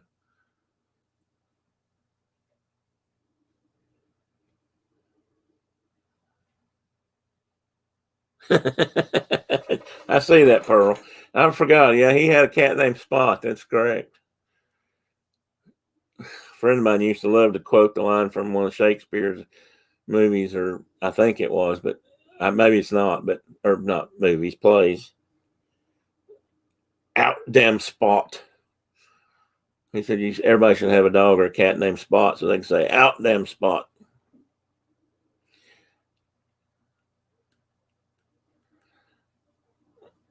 And I was going to say something else. And I completely lost that. It had to do with cats or dogs or names or history. All the above or none. I'm not sure now. That's not good. Orpheus that's not got anything to do with the oracle, right? Okay. I know the name and I can't think of the story. Okay, Dave. Well, we'll try to keep the pace up so you can keep striding on. Yes, John, I am in Tennessee. I am in what is commonly referred to as East Tennessee.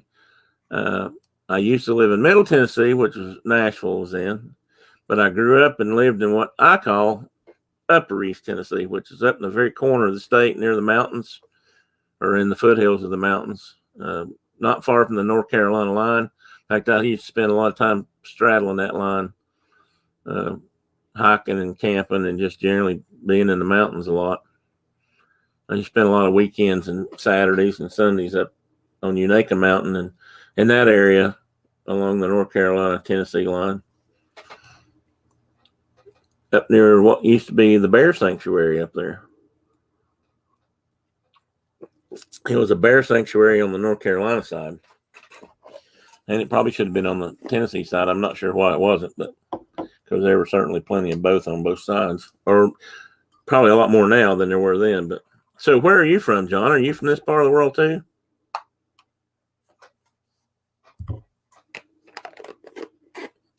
Yeah, Pearl, me too. I just, I can't travel the mountains. I mean, not by foot like I could years ago, especially right now. Oh, well, yeah, I know where Sneedville is. Sneedville's actually just a little bit west of where I am today, not northwest. Let me think about that for a minute. Yeah, just a little bit. No, wait a minute. No, northeast of where I am today. Um, Sneedville's up off the end of, not far off the eastern end of Norris Lake, and I worked on Norris Lake Reservoir for almost 20 years. So, and there's some great motorcycle riding roads up around Sneedville too. Sneedville is, I thought it's kind of interesting. Sneedville was where all the public TV used to broadcast out of when I was growing up. Ah, so you are still up. I knew you were up that way or further north, maybe fishing a couple of weeks ago, right, John? I think, but maybe you were just home. For some reason, I thought you'd traveled up there to fish. Pearl says, most beautiful part of Tennessee. You know what? I can do this. I forget that I can do this. But anyway, that's what I was answering to a few minutes ago. I agree. I mean, I love that part of the country. I grew up. I grew up here. So when I lived in Florida, I think the biggest thing I missed was the mountains.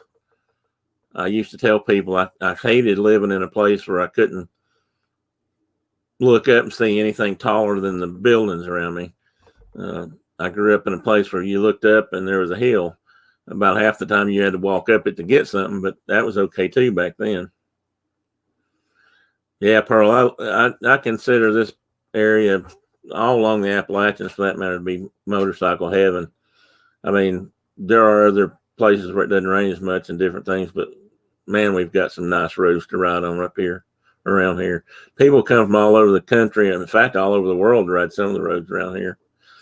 I'm going to talk about that one day too. I'm going to put together some slides and photos I have of some of the roads around here. It's one of the things I want to do eventually. Is I have wanted to for a long time is create a website or a chat now maybe with to talk about motorcycle riding in this part of the country. Okay, Amy, you too, and we'll get together on that shirt soon and help you have a good day. Oh, you're quite welcome. No problem at all. My pleasure, in fact. Okay, you're up in Cape Cod fishing. I thought you went further up north to fish somewhere. Well, when I say that, I just mean up the coast from where you were living. Because I remember you saying something about driving home. Oh, okay. Okay. No, I read that book years ago. I do know the story. I don't remember exactly how that worked out, but I do know about the sirens. I don't know how many of you guys saw this movie. I'm sure a lot of people saw it, but Oh Brother, Where Art Thou? And caught all the references to the Odyssey or the Odyssey and the Iliad, the Homer books and the stories of Jason and the Argonauts. The sirens in this creek or the river. I love that part. Or they call the men, those three goofy men into the creek and turn poor Delmer into a horny toad.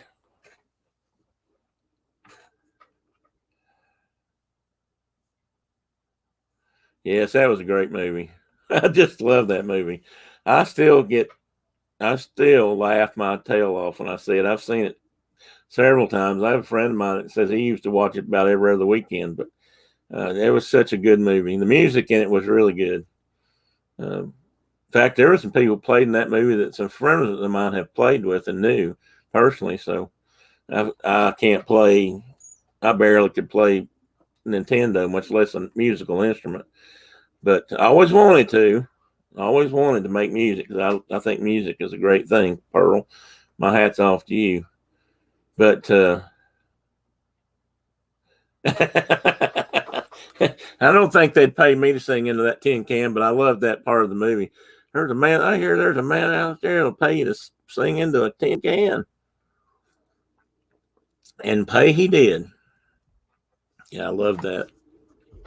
He was a blind man, no less. Good morning, Mike Cabral. I didn't see you pop in. Welcome. How's Canada today? Oh, Pearl, you might be wrong there. You know what? I used to sing a lot when I was younger, and I had music teachers that taught me into singing for things at school, and people said, "Oh, you can sing. You can really sing." But when my voice changed, I did not learn how to control it, and I've not been able to really sing. Every once in a while, I get lucky and hit a note or two, but I try not to embarrass myself in front of too many people.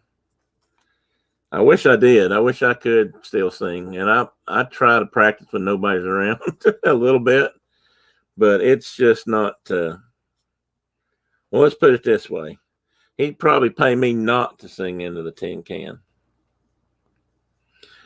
but music is something that stirs my soul. There's no doubt.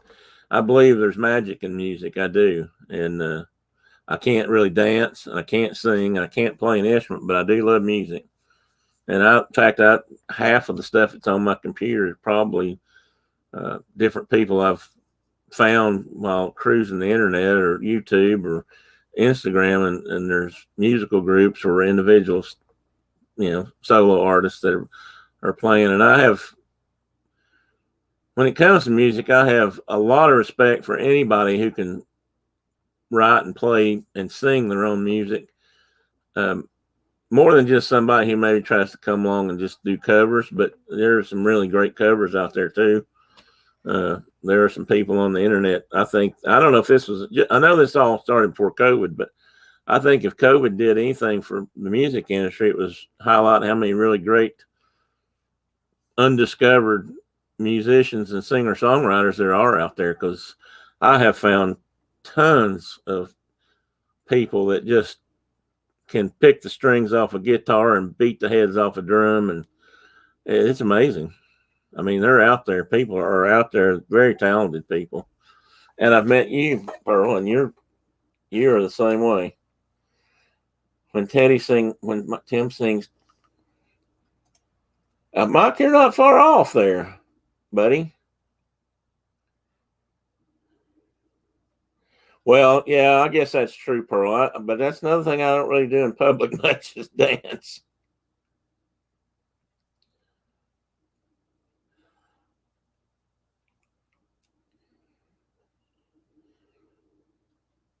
Mike Wheeler, you speak wisdom, my friend.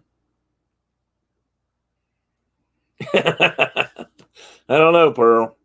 They might be jealous, but I'm not sure that's the reason. Could be. We'll say that. We'll say the cats are jealous. It does make me feel better.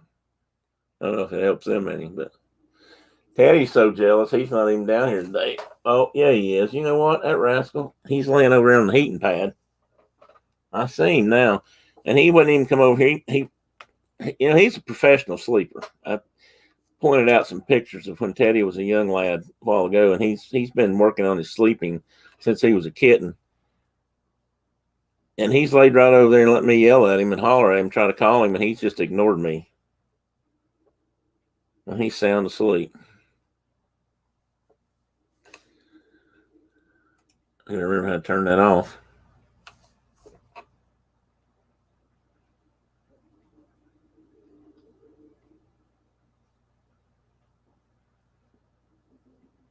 Well, that'd be interesting, Kay. I'll have to look into that.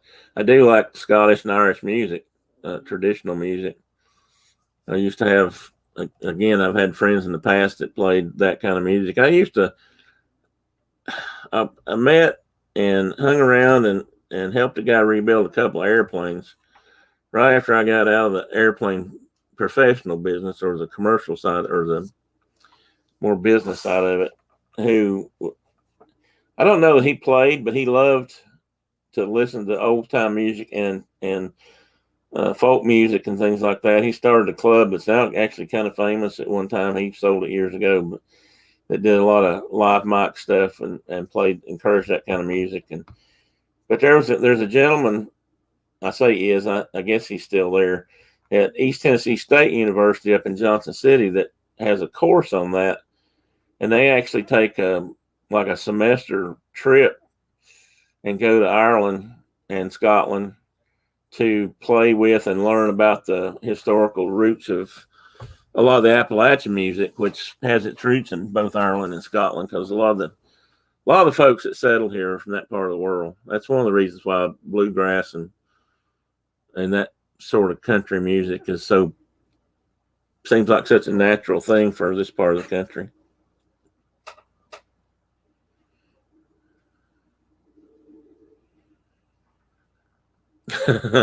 Well, that ought to do it, Pearl.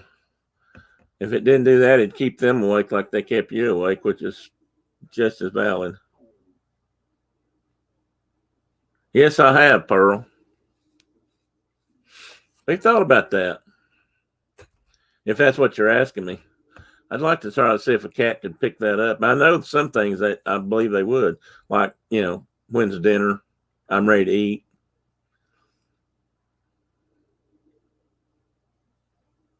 I used to listen to this little band out of, I guess they were out of Ireland. I'm not positive, but, and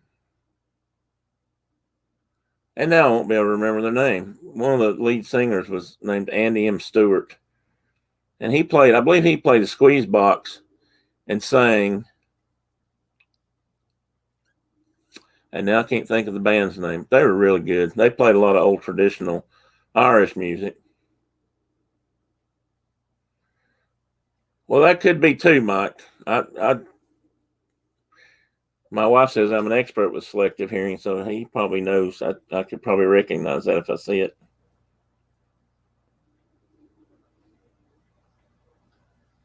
We'll see, Kay. I may have listened to them and just don't remember the name, but we'll see. I'll look them up for sure. Yeah, the Chieftains. I've listened to the Chieftains too for years. Saw them play once or twice, and have some of their music on hand. And these guys weren't. This wasn't them. And there was a couple of guys, or a couple of three, maybe four guys that used to sing Scottish music. They didn't play the pipes. I don't think they had a piper, but they were really good. They were more of a local group, I think. And I had it. But they did have a cassette tape or two that had produced that I used to have. And now I can't remember their name either. God, my memory is going to heck this morning. Let me see something. I might be able to find Andy Stewart.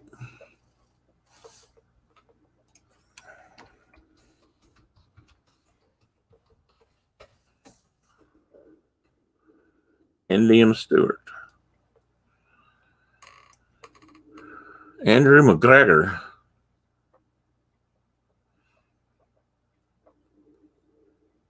He's not alive anymore, unfortunately. I knew that, but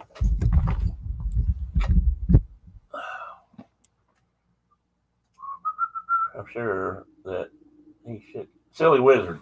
That was the name of the band. Silly Wizard.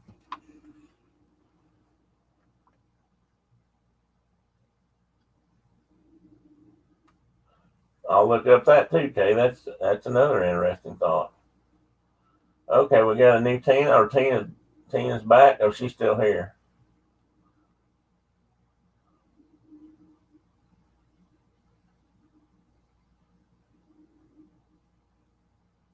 Been there, done that, Tina. I do. Like I said, that's one reason we have cats right now. We've done both. Okay, Mike, you gotta get going. Have a great day. You too, Mike. Be safe out there wherever you're going today. Hope you have a good weekend, a good day. Don't watch the heat down there. I know it's been brutally hot the last few days. I've seen some of our friends live streaming. They look like they're about to melt.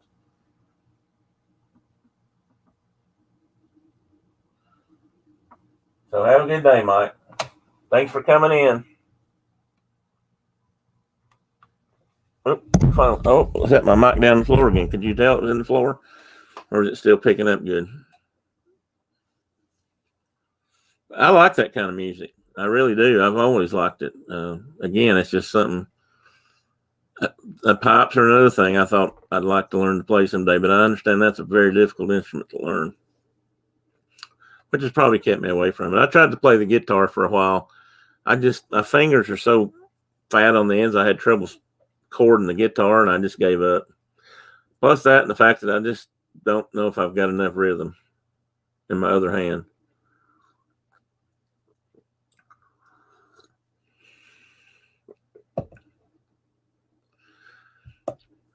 I have heard that, Dave. I've heard it's very hot down there today or this week or last few days. So you can, I'm sure the air conditioning feels good when you're in it, but drink plenty of water. I don't hear people talk about it much. I used to see some streamers that did, but I'm glad that Disney they have places where you can stop and get some water now, or at least some small cups of water.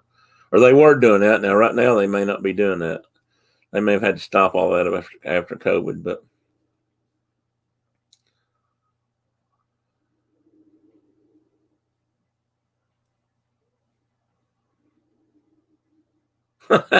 that's a good point, Pearl.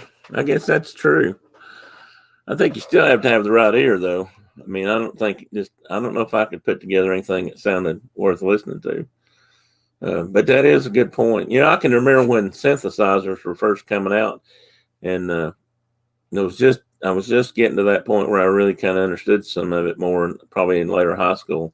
I can remember when some players and bands hated the Moog and their synthesizers, or Moog, whichever one they are, because they just complained. And I can remember when there were bands or groups like orchestras that were really upset that synthesizers were coming along because they could put them out of business, so to speak. It's funny how many people now play with live orchestras and things that probably don't really have to, but they do because it's better. And I certainly am glad they still do.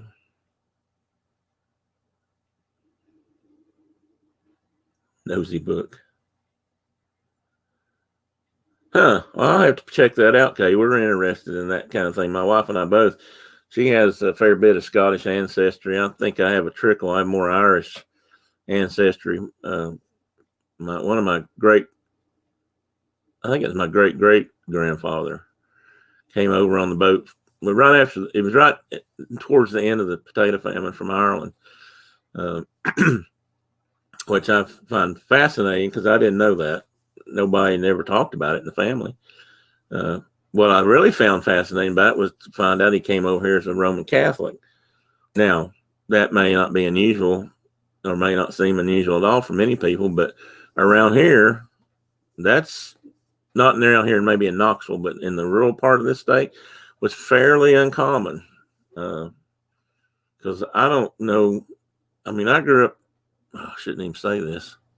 Okay, I'm going to say it. I don't agree. But it was almost like if you were Catholic, you weren't Christian. So a lot of the local smaller evangelical and Baptist a lot of the churches kind of frowned at Catholics. They didn't think they were the same thing. So I found it really odd that they moved over into the mountains here and were Catholic. Of course, I'd taken it they didn't stay that way because they had no Catholics that came down after them. But I thought that was interesting that they came over here as that, and they probably left Ireland because of they left because of the famine. They may also have left because of the Protestant situation that's been going on over there for so long with the king and all.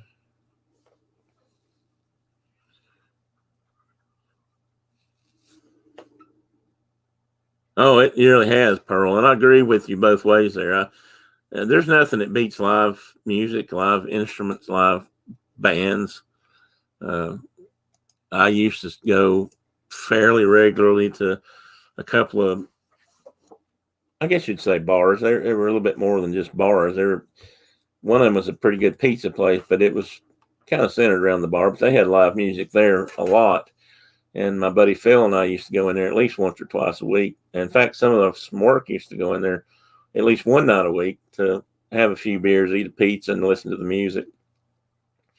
Downtown Knoxville has a fair bit of music happening here. A lot of people kind of consider Knoxville the first home of country music anyway, and bluegrass or that, for being on the radio and publicized and that sort of stuff. A lot of the people that later moved on to Nashville and became Opry stars and that sort of stuff started here, out here in the Knoxville area, which I didn't know until the last few years, learning about it. But so there's a fair bit of live music industry here in Knoxville, so we get some pretty good musicians coming through, some local people that I think are just fantastic and may or may not have ever gotten out here. Yes, Pearl, the Mulls were from this area and were on TV very regularly in this part of the country. I can remember growing up, and if you turned the TV on Sunday morning, there was nothing on except the Mulls Gospel Hour or singing or singing convention or something similar to that. Of course, this is back before we had cable. Local TV did a lot of that sort of thing back then. But the Mulls were on all the time. I think, what did he call her? Mama Merle or Mull? Mull, I'm saying Merle, but I mean Mull.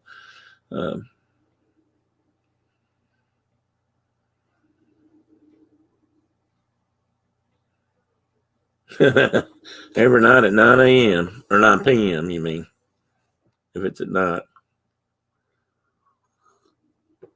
They really do, Kay. That's another place that has great music. I don't know if you know much about Asheville, but do you know a place named Barley's?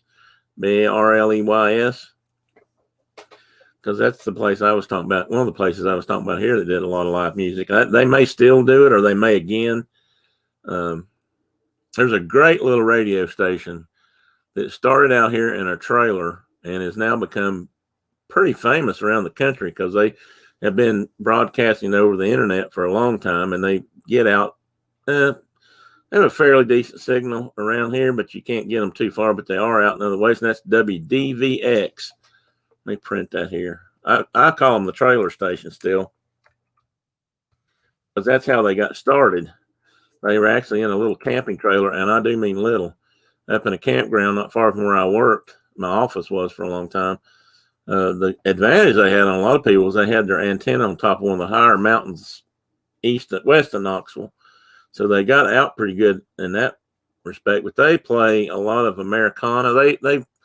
They specialize in Americana music and old time music, bluegrass music, and you may hear the Rolling Stones on there. You never know, but they do play a lot of Americana type music. And I actually know a good friend of mine is on there quite often, but he supports them and helps them keep going. They're not a public station, but they are sort of a publicly funded station. Not public as in they don't belong to the NPR network or anything like that, but they're a great music station.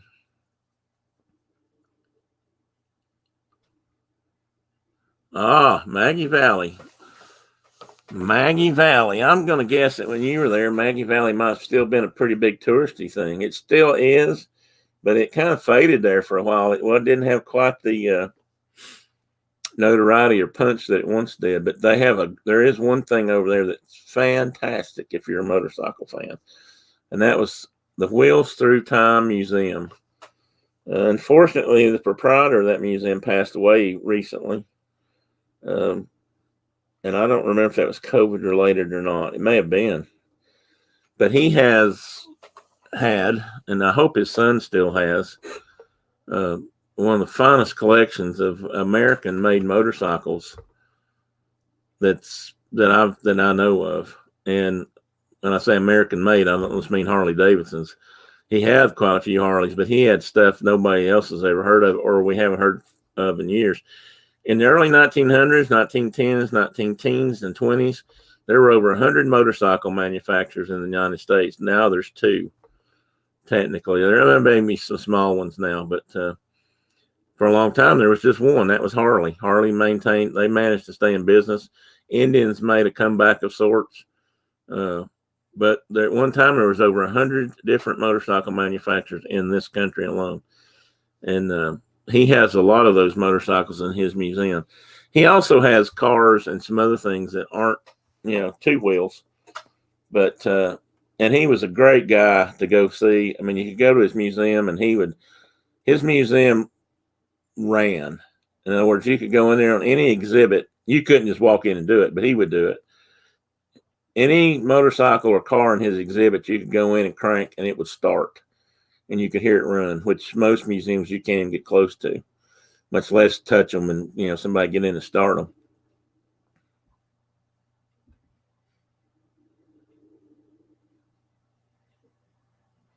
I have to think about that now. There was another movie about Indians called The World's had Anthony Hopkins in it, about the world's fastest Indian. That might not be the same movie. I have to look that up real quick, but really liked that movie with Anthony Hopkins. Though that was a great movie. It came out 10 or 15 years ago. I've got a framed image of it over here on my wall, but I can't see it from here. Ghost Mountain. I remember Ghost Mountain. No, there wasn't much there. That was one thing I learned early on about that area. They got a lot of advertising on TV and stuff, and they made it look really good on TV. But when you got there, it wasn't quite the same. It wasn't quite what it looked like. Gatlinburg, Pigeon Forge, pretty much all those places had that reputation. But that museum was really, really spectacular. The county, not the county, but the Chamber of Commerce there kind of tried to run him out. I think they thought he was bringing in a bad element to the town. But what he was really doing was bringing in more tourists there than anybody else had in 20 years. And once they realized that, they backed off and realized, because he brought conventions to town, bike week type things that nobody else had. And these aren't hell-raising kind of bike gatherings. They're just people, But what they learned real quick was that bikers spend a lot of money in hotels and restaurants. So that changed their mind pretty quick. I did a study a long time ago. They did a study in Daytona Beach. As you know, you have the month of January and February is when a lot of racing happens in Daytona Beach. You start out with the 24 hours race that's in the speedway, and then usually bike week or NASCAR week, speed weeks follows that, and then bike week usually comes early in March. And of all those times, the people that came and spent the most money in town were the biggest boon to the economy were the motorcycle people. They spent more money, and they stayed in the hotels and spent more money in restaurants and buying other things than all the NASCAR people combined. So I was always kind of proud of that, actually. Oh my God, yes, Surf Bum. Did you have an AMF? Was your Sportster an AMF? You know what? I grew up during that AMF period of Harleys, and I never really wanted a Harley. That wasn't the style of motorcycle I liked. But back then, there were hardcore Harley fans, but most of them, if they're honest, will tell you they were junk back then. I mean, they were really junk. They leaked. They didn't run. The parts weren't consistent. The wiring was crap. They were really bad. In fact, they just about broke them and just about put them out of business in the 70s. And they finally were going to get rid of the company or shut it down. And the employees got together along with Willie G. Davidson, I think, and some of the original Davidson family members that were still alive. And the employees bought the company, and I hate to say it this way, but it kind of became great again, if you will. Really built the company back up and have a huge following. And I'm still not a Harley guy. I don't really want a Harley, but still, I'm glad they managed to stick around. Parents met the guy to play. Oh, really, Kay? That's interesting. I can remember growing up that way when, and Maggie Valley got a lot of advertising in the local TV stations when I was growing up. Tweetsie Railroad, Ghost Mountain, a couple other places like that down in there, and of course around Pigeon Forge. That whole area is so different now than it was when I was growing up. And I can remember them advertising over there for people like Dan Blocker to show up. They used to draw some of those kind of people. Is that a fairly new one, John? Your brother's 1200 Super Glide? Because those are much better motorcycles today than they were in the air when you had, not to badmouth your Sportster, but maybe you can answer me this, or maybe you can understand this. If you had a '70s Sportster, do you remember the TV program? Then came Bronson. Yeah, I remember Santa's Land too, Kay. At least I think I do. And there's still some Christmas, some local stuff. It's Christmas based, but not like that. I don't know if there's anything like that now around here.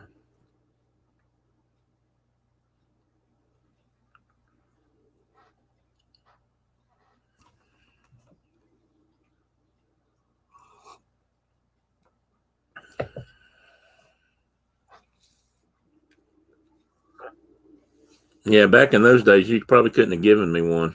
A Harley, I mean.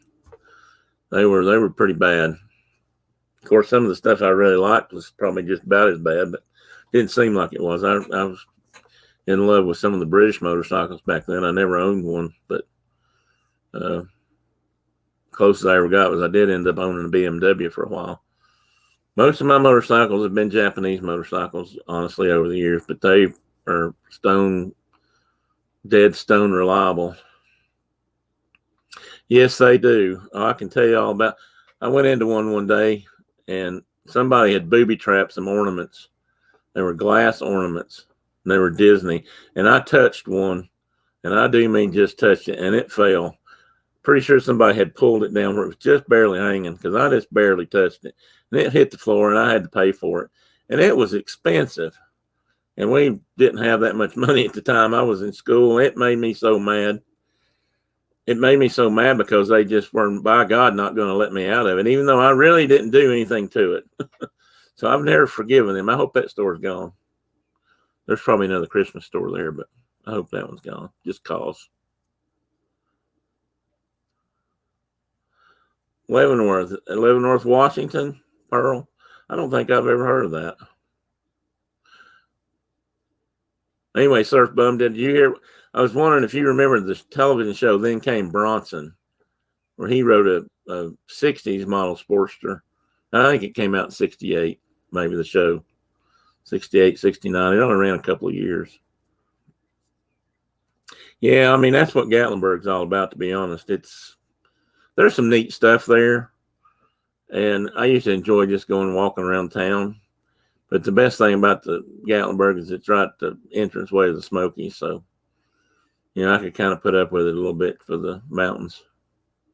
Once you got out of town and got off the main road, you had some places to go. Of course, that's the one thing about the Smokies is there's three ways to get on the other side of the Smokies, and only one of them actually goes through the park. And there's not a lot of roads in the park. Well, that was one of my favorite shows, John. But he was on a Sportster, and he if you watch the show, he thought a Sportster was probably the greatest thing since sliced bread, because he could race motocross with it, he could run flat track with it, he could run just about any kind of race and always win. He fixed it with a rock one time. He drove it off the side of a hill and tore it all to pieces, but he got out a rock and somehow beat it back together. He ran it off into the ocean once and got it up, and I don't know, he rebuilt it with something. But still, I liked the show, and it didn't last very long. I was very disappointed when it went off. But he had an early Sportster. That's why what made me think of it. And you said you had a 1970 Sportster. Gatlinburg's where I need to go buy me a new Bear. That's the place where when I was growing up, you went to Gatlinburg to check out the tour shops or the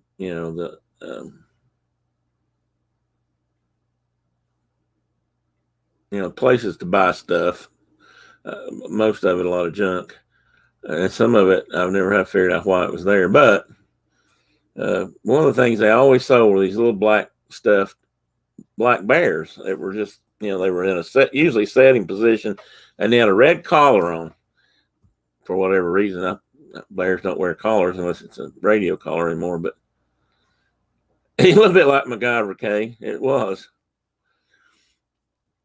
He didn't do that every week, but that one particular show, he rebuilt his Harley with a rock. That is just all he had was a rock, maybe a pocket knife. But anyway, that used to be, that was sort of, it still kind of is the symbol of the Smoky Mountains or the park, was that little black bear plushie. And I mean, people had them. Somebody on here, maybe last week, was saying that they had, every time they went to Gatlinburg, they got a new one. That wasn't you, was it, Kay? Yes, they still do have. I mean, we hadn't been up there in a few years, but as far as I know, they still do have candles and lots of candy stores. And they got some pretty good fudge. There's a couple good fudge shops in there. They've also got one of Ripley's aquariums there now. It came in a few years. Well, it's probably been there almost 20 years now. But which I thought was really unusual when it first got here. But it was really interesting. I mean, it's a neat aquarium. Okay, that was you. Yeah, Kay said she had to get one about every time she went to Gatlinburg. A new black bear. So that was just, that sort of became the icon or symbol of the Smoky Mountains National Park in a way. In fact, I think you can buy them now in the Smoky Mountains, the park gift store, ranger stations. Of course, back then you were getting them in the gift shops. That's the word I was trying to think of. That was something we did, either church youth group or school groups, or somehow about once a year we went down there together to Gatlinburg for a day. And I know some of us boys like to go because there was arcades down there. You know, we could waste our money in machines and play pinball and that sort of thing. But, you know, you could get into some of the really big touristy stores. There was a big knife store down there back then called the Acorn. I think it's still there. Not sure what they really sell now, but there's some, also, Pearl, there's some, or anybody else that's interested, there's some beautiful art shops down there that have both paintings and photography, and some of those guys are really, really good. In fact, that was probably the first place I ever saw a Kincaid painting.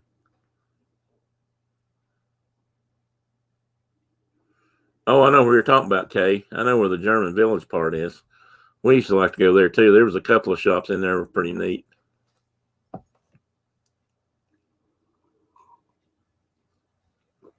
You know, the fire came through a couple of years ago and burned off the top of the mountains there and burned a lot of cabins. Unfortunately, killed several people.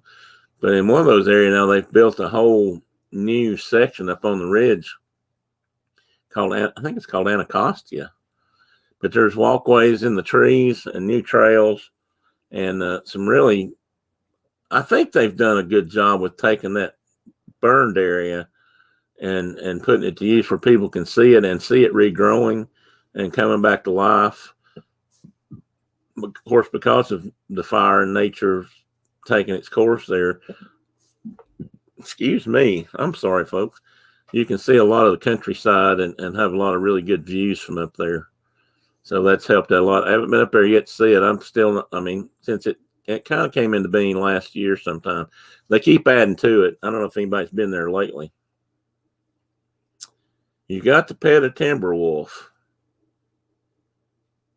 I don't think I ever did that, Kay. We enjoyed rafting and zip lining in the Smokies, but we eliminated all the touristy stuff. I'm not sure what you mean there, Kay. It looks like LIMRD.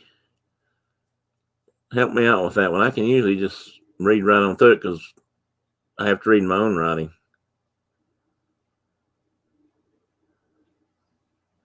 Oh, that's cool. I had a friend of mine that had he wasn't full wolf, but he was about a half wolf pup. That was a great dog. Very, very loyal to his master, if you will. He was definitely a one-man dog. He wouldn't, I don't know what he would have done. I think he eventually passed away on his own, but I don't know that you could have given him away. I don't know if anybody else could have handled him because he still had quite a bit of wild in him, but he was definitely a one-man dog. That's the way those kind of dogs tend to be, though. That's kind of like police dogs and things like that. I've always heard once they're attached to someone, they're kind of attached. That's why so many of them end up later on with their handlers when they're retired. I've seen a few on the ground a bit, and I don't know how big that guy was, but some of the northern gray wolves are really big. There used to be a lady that lived not far from here when I first came up here to go back to college. She was a vet, and she worked with a lot of exotic, well, not exotic, but species like timber wolves, native species that were in trouble, had usually man-made medical problems or were taken in from people who somehow had them and couldn't handle them, and she would try to rehabilitate them and that sort of thing. And she had some wolves, and they were interesting animals. What I remember most about the big wolves is they pay so much. They don't really like to be caged. Locked. Oh, okay, locked. I figured it was a typo, but I just couldn't figure out what you were shooting for there. The M and the R was throwing me off. I couldn't figure out if you were trying to say limbered, climbed. Lock makes sense. Like I said, I have to read my own writing, so mine's like that a lot. So I usually just skim right on through it. It's funny how the human mind works when you're reading. I mean, a lot of times you read a word and because it fits, and then you look back on it, and that's may not be spelled right, but you know that's what it was. That one I couldn't quite pick up. Probably if I just read it quickly, I probably would have. There are some, like I said, there are some great shops up there. I mean, there's a lot of handcrafted stuff in that area that's amazing. And change the subject a little bit, but Dollywood has become quite a tourist attraction in itself. I mean, it's not a Disney World, but it is a far cry from what it was when I grew up. I can remember when it was called Gold Rush Junction, and I think it had another name, and then it became Silver Dollar City. And now there's a Silver Dollar City, I think, in Branson, Missouri. But Silver Dollar City became Dollywood when she bought it, mid-'70s maybe, or maybe late '70s. Because we went down there one time I'll take that back. It must have been around the early '80s because we went down there in '78 or '79, I think, and bought coal. I was doing some blacksmithing with a guy. And there was an artisan down there that did a lot of blacksmithing, and he had a source for some really high quality coal. And he told us he would sell us some. So we went down there and bought a pickup load of this really low sulfur, high quality coal to do forging with, blacksmithing with. And so it was Silver Dollar City then, and it changed shortly after that. So I remember that one thing that was unique, or it's kind of unique, but I don't know how Dolly does this. She may still do this, but a lot of the artisans and craftsmen that worked at Silver Dollar City were actually, I guess, part owners in it. And they all, took a cut. They got a cut of what they were doing, and somehow it worked out to where they weren't just doing it for, amusement park folks. They were doing it. It was part of their own, not just livelihood. They had an interest in it, which he was telling us about. That's why the only reason I probably know that. I've never been to that, Kay, but I think I'd actually like to go to that one or the other one because Dolly owns both of them now. There's still a Dixie Stampede, and then there's the one that's about knights and armor and that kind of stuff. I almost like to go to that too, just because I kind of like shows like that. I think they serve fried chicken, so I mean, what's not to love? Unless you don't eat chicken. But we've never been, so one of these days we're going to have to get up there and check out some of those things we've never done. But then again, if I start adding up all the things I've never done, I'm going to be busy.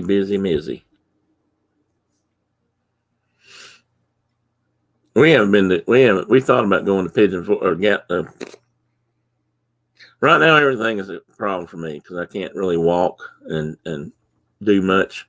I can't stay on my feet very long. I can't really walk amongst the crowd. I'll get knocked down or I feel uncomfortable. If I could ride a scooter or a wheelchair, I'd be all right, I guess. But I want to get back to where I can not have to depend on that. And but we haven't been. I was going to say we hadn't been to Dollywood in quite a while. We used to be able to get season tickets for Dollywood. They were cheap. If you lived around here and bought a season pass, I mean, you could get a really good season pass that covered everything for about $50 a person for a year, and that got you free parking for a year. I think now it's $100. You can still get one for $100 and something. It's still not terribly high. That's for, again, that nose is itching. Sorry, folks. That's for an annual pass. I'm not sure exactly. I get emails from them to this day. Hang on just a minute, folks. I still get emails from them that, offering us prices. They usually end about this time of year because you buy them early, you can get them cheaper.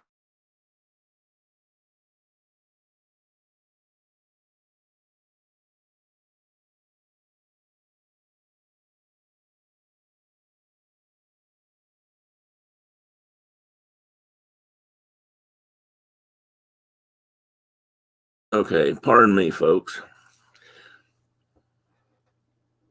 But anyway, we used to go enough that we, an annual pay. Well, like I said, it was cheap for us to buy early in the year or buy them through work. We could do that too around here. There were several places that did that. So, it's worth going up there once or twice a year, even if we didn't go more than that. But now, I mean, they've really improved that place from a theme park or an amusement park perspective. There's a lot of really good roller coasters up there now, several.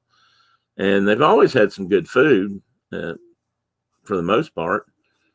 And like I said, some of the craftsmen and people that are still working up there are still really good. Interesting. I like blacksmithing and blacksmith stuff. And so I always enjoyed going to watch them. I swung a hammer with a friend of mine for a few years building things. So I wish I could still do that. Sometimes I wish I had a forge that I could, do stuff like that on. And who knows, maybe I will. Maybe one of these days I'll break down and do that. I was looking at anvils the other day, just thinking about it, and anvils are almost more expensive than everything else you need to start a forge. I've only used coal, and I don't know if I could remember how to do that. I think these days I just soon have something around gas. Anyway, folks, I just realized once again I have managed to tie up over 2 hours of your time. It does, Carol, and it didn't used to so much. I mean, it did, but Kay and I were talking earlier about some of the amusement parks, theme parks, attractions that used to be in that area, and they weren't always what they were cracked up to be. And the early days of not Dollywood, well, Dollywood a little bit till they got more to where they are today. But I mean, they kind of started out that way too. You kind of felt like you ran out of things to do to a certain degree. As Dolly got more involved in it, it kept improving. And now it's, like I said, it's certainly a world-class theme park. I think it's gotten better and better over the years, even though I haven't been for a while. Well, Tina, you're right, and I appreciate that. I really do. It means the world to me. I hope you know that. For people to hang around and talk, listen to me rattle on and come up with subjects and keep talking is a pretty big deal. I tell you what I'm going to do, since Carol's here and a couple other people. Let me see real quick. I'm going to run through some photos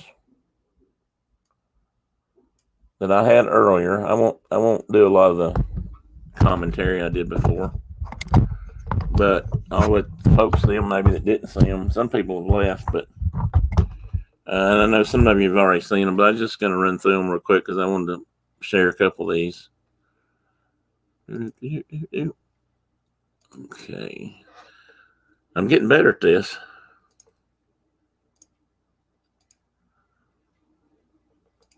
Okay. Here we go, Carol. And if anybody hadn't seen, these are just some random photos I threw together this morning. I remembered I had some. I've been wanting to get slides printed up and put on my computer.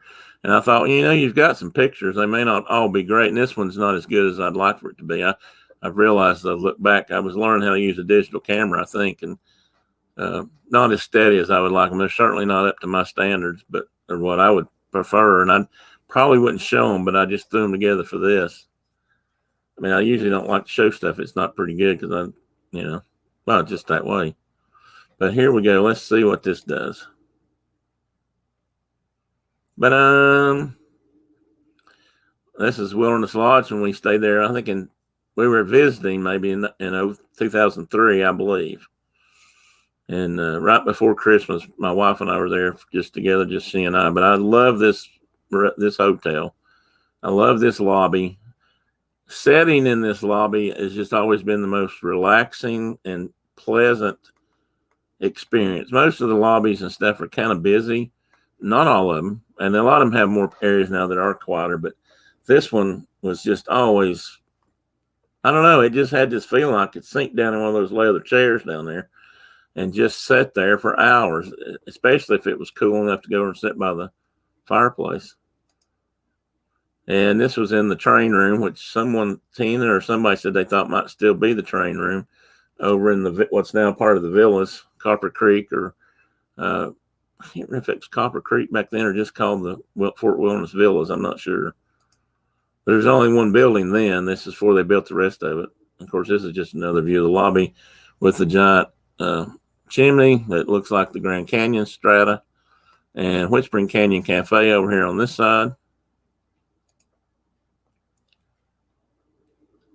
Yes, that's a good place too, Tina. You're right. I love that little. It's almost like a little hideaway. And I've been up there again. It's been a little while, but I used to go up there and pass through there or go there and sit, and a lot of times there was nobody around. I don't know if it's because you had to walk up the stairs to get there. Nobody was doing that or what, but it was always kind of quiet there. There's several of those little sitting areas along there like that you could go sit and read a book or just relax for a little bit. I love Disney World as much as anybody and being there, but let's face it, we can all use just a little bit of downtime. And a picture of the one end of, I ran right by that one. Oops, I can't back up.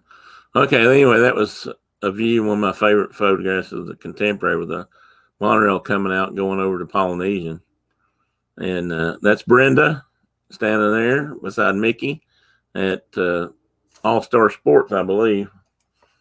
And another picture of the Contemporary. I was telling earlier that this room, if you can see this lower right-hand room here on the garden wing that my cursor is moving over, we stayed in that room the first time we ever stayed at the Contemporary.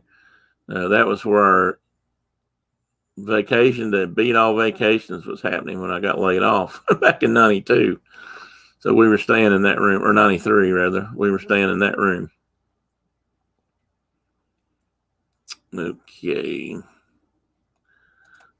And Fort Wilderness, this was a trip Brenda and I took where we actually towed a camper down there and we stayed in the camper for a week. And I just took these. There she is at Trails End. We're waiting for them to open. You can see the ropes are still across the door. So this must have been fairly early in the morning. That's Brenda and our camper for that week. She looks pretty happy there. At least she's smiling at me. She hadn't started throwing things yet, unless she was locking the door. That's possible. That would make her smile. And this is her relaxing, cozy little camper inside. It was really nice. I mean, we really enjoyed that trip. And we spent one night at the All-Stars because our reservation at the campground didn't start till the next morning. So we spent one night here. And there's yours truly with his friend Mickey Mouse.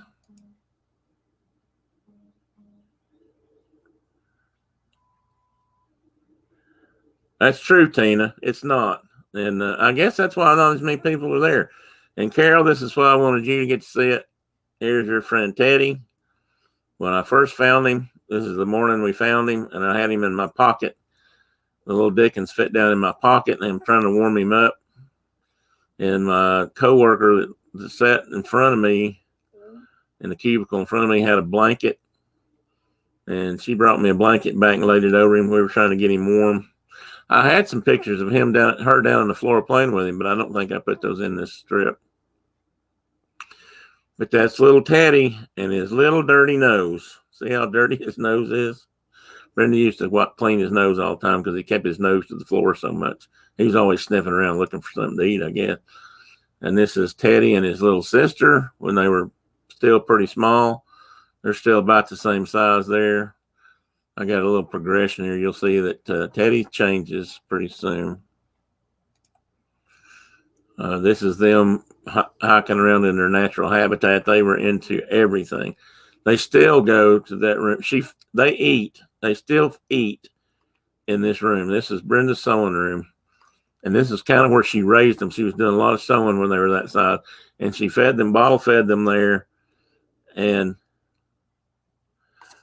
no, I don't think there is a pocket that big, Tina. At least it's not on anything I own. You'd have to make a special pocket. But they were little and they were marked. This was their domain. They kind of had to run that room. And we were kind of keeping them in there till they got more used to the other cats, and the other cats got used to them. And like I said, she was bottle feeding them for a while, and she was doing a lot of sewing back then. So she'd sit in that sewing room, and they'd be in there playing. They'd be under her. They'd be on their sewing machines, or they'd be under her fabric. Chloe still loves to go in there and get underneath the fabric if she can find some. There they are, a little bit bigger. You can see Teddy's already working on his profession. He is definitely a professional sleeper. This was when he was picking up. They are landing with me in the chair. Yeah, he needs a big pocketbook. And you can see he's already started to outrun her in size. They're the same age. I mean, they're siblings. They're out of the same litter, but they are so different. It's like night and day. And there they are again, a little bit bigger. You can tell he's starting to really run away from her in size. She really didn't get a lot bigger. At least compared to him, she looks little to me still. And here I was making fun of her big rabbit feet. My wife said, "Don't do that. She'll get a complex. You'll make her feel bad." And I just laughed because I just thought she had really big feet for a little cat. I mean, look at them. They're huge. And that was it. So I just wanted you to see that, Carol. I wanted to make sure you got to see the Teddy photos and things. I've got a lot more pictures of trips and motorcycle trips and just things like that I'm eventually going to use and talk about some shows and have something else to show and tell. And I've got more Disney pictures. I've got a whole nother set of Disney pictures when we took all the kids. We took both girls and I guess either, let's just say significant others. They're both married, but Jen and Brian weren't married yet. And Kelly, I think Kelly and Josh, that was her first husband. But anyway, we had a big trip. We took them down there and we had a big time and really enjoyed it. We stayed at the campground that trip too.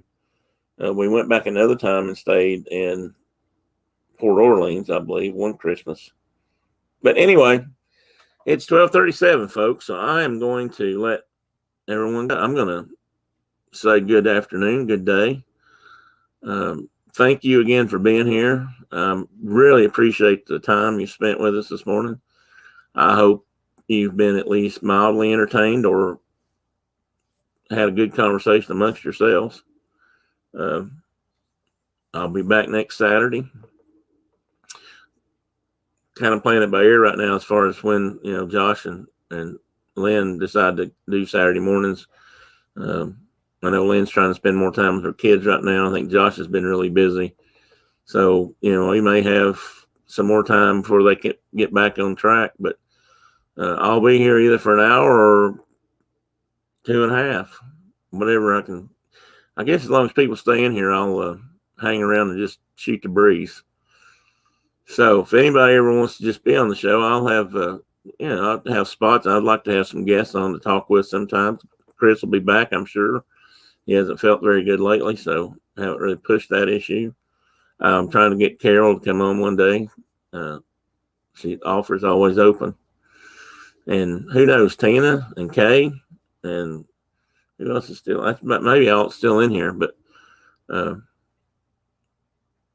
anyway, I am going to finish my coffee and probably rest a little bit and try to do a few other things today. So see you guys later in chats. Oh, Pearl's still in here. Hey, Pearl, you too. Thanks for coming in, and I hope you have a better or a good day. And hopefully it's not raining out there all the time. I mean, it seems like it's always raining out that way, but hopefully it's not today. Get a little sunshine. We all need some sunshine. It's sun is shining here right now. We're supposed to have thunder boomers this afternoon, but they probably passed through, so it shouldn't be a big deal. So Kay and Tina and Pearl and Carol and whoever else is left, again, thank you. Have a great Saturday, and I'll see you all again next week. Happy Saturday.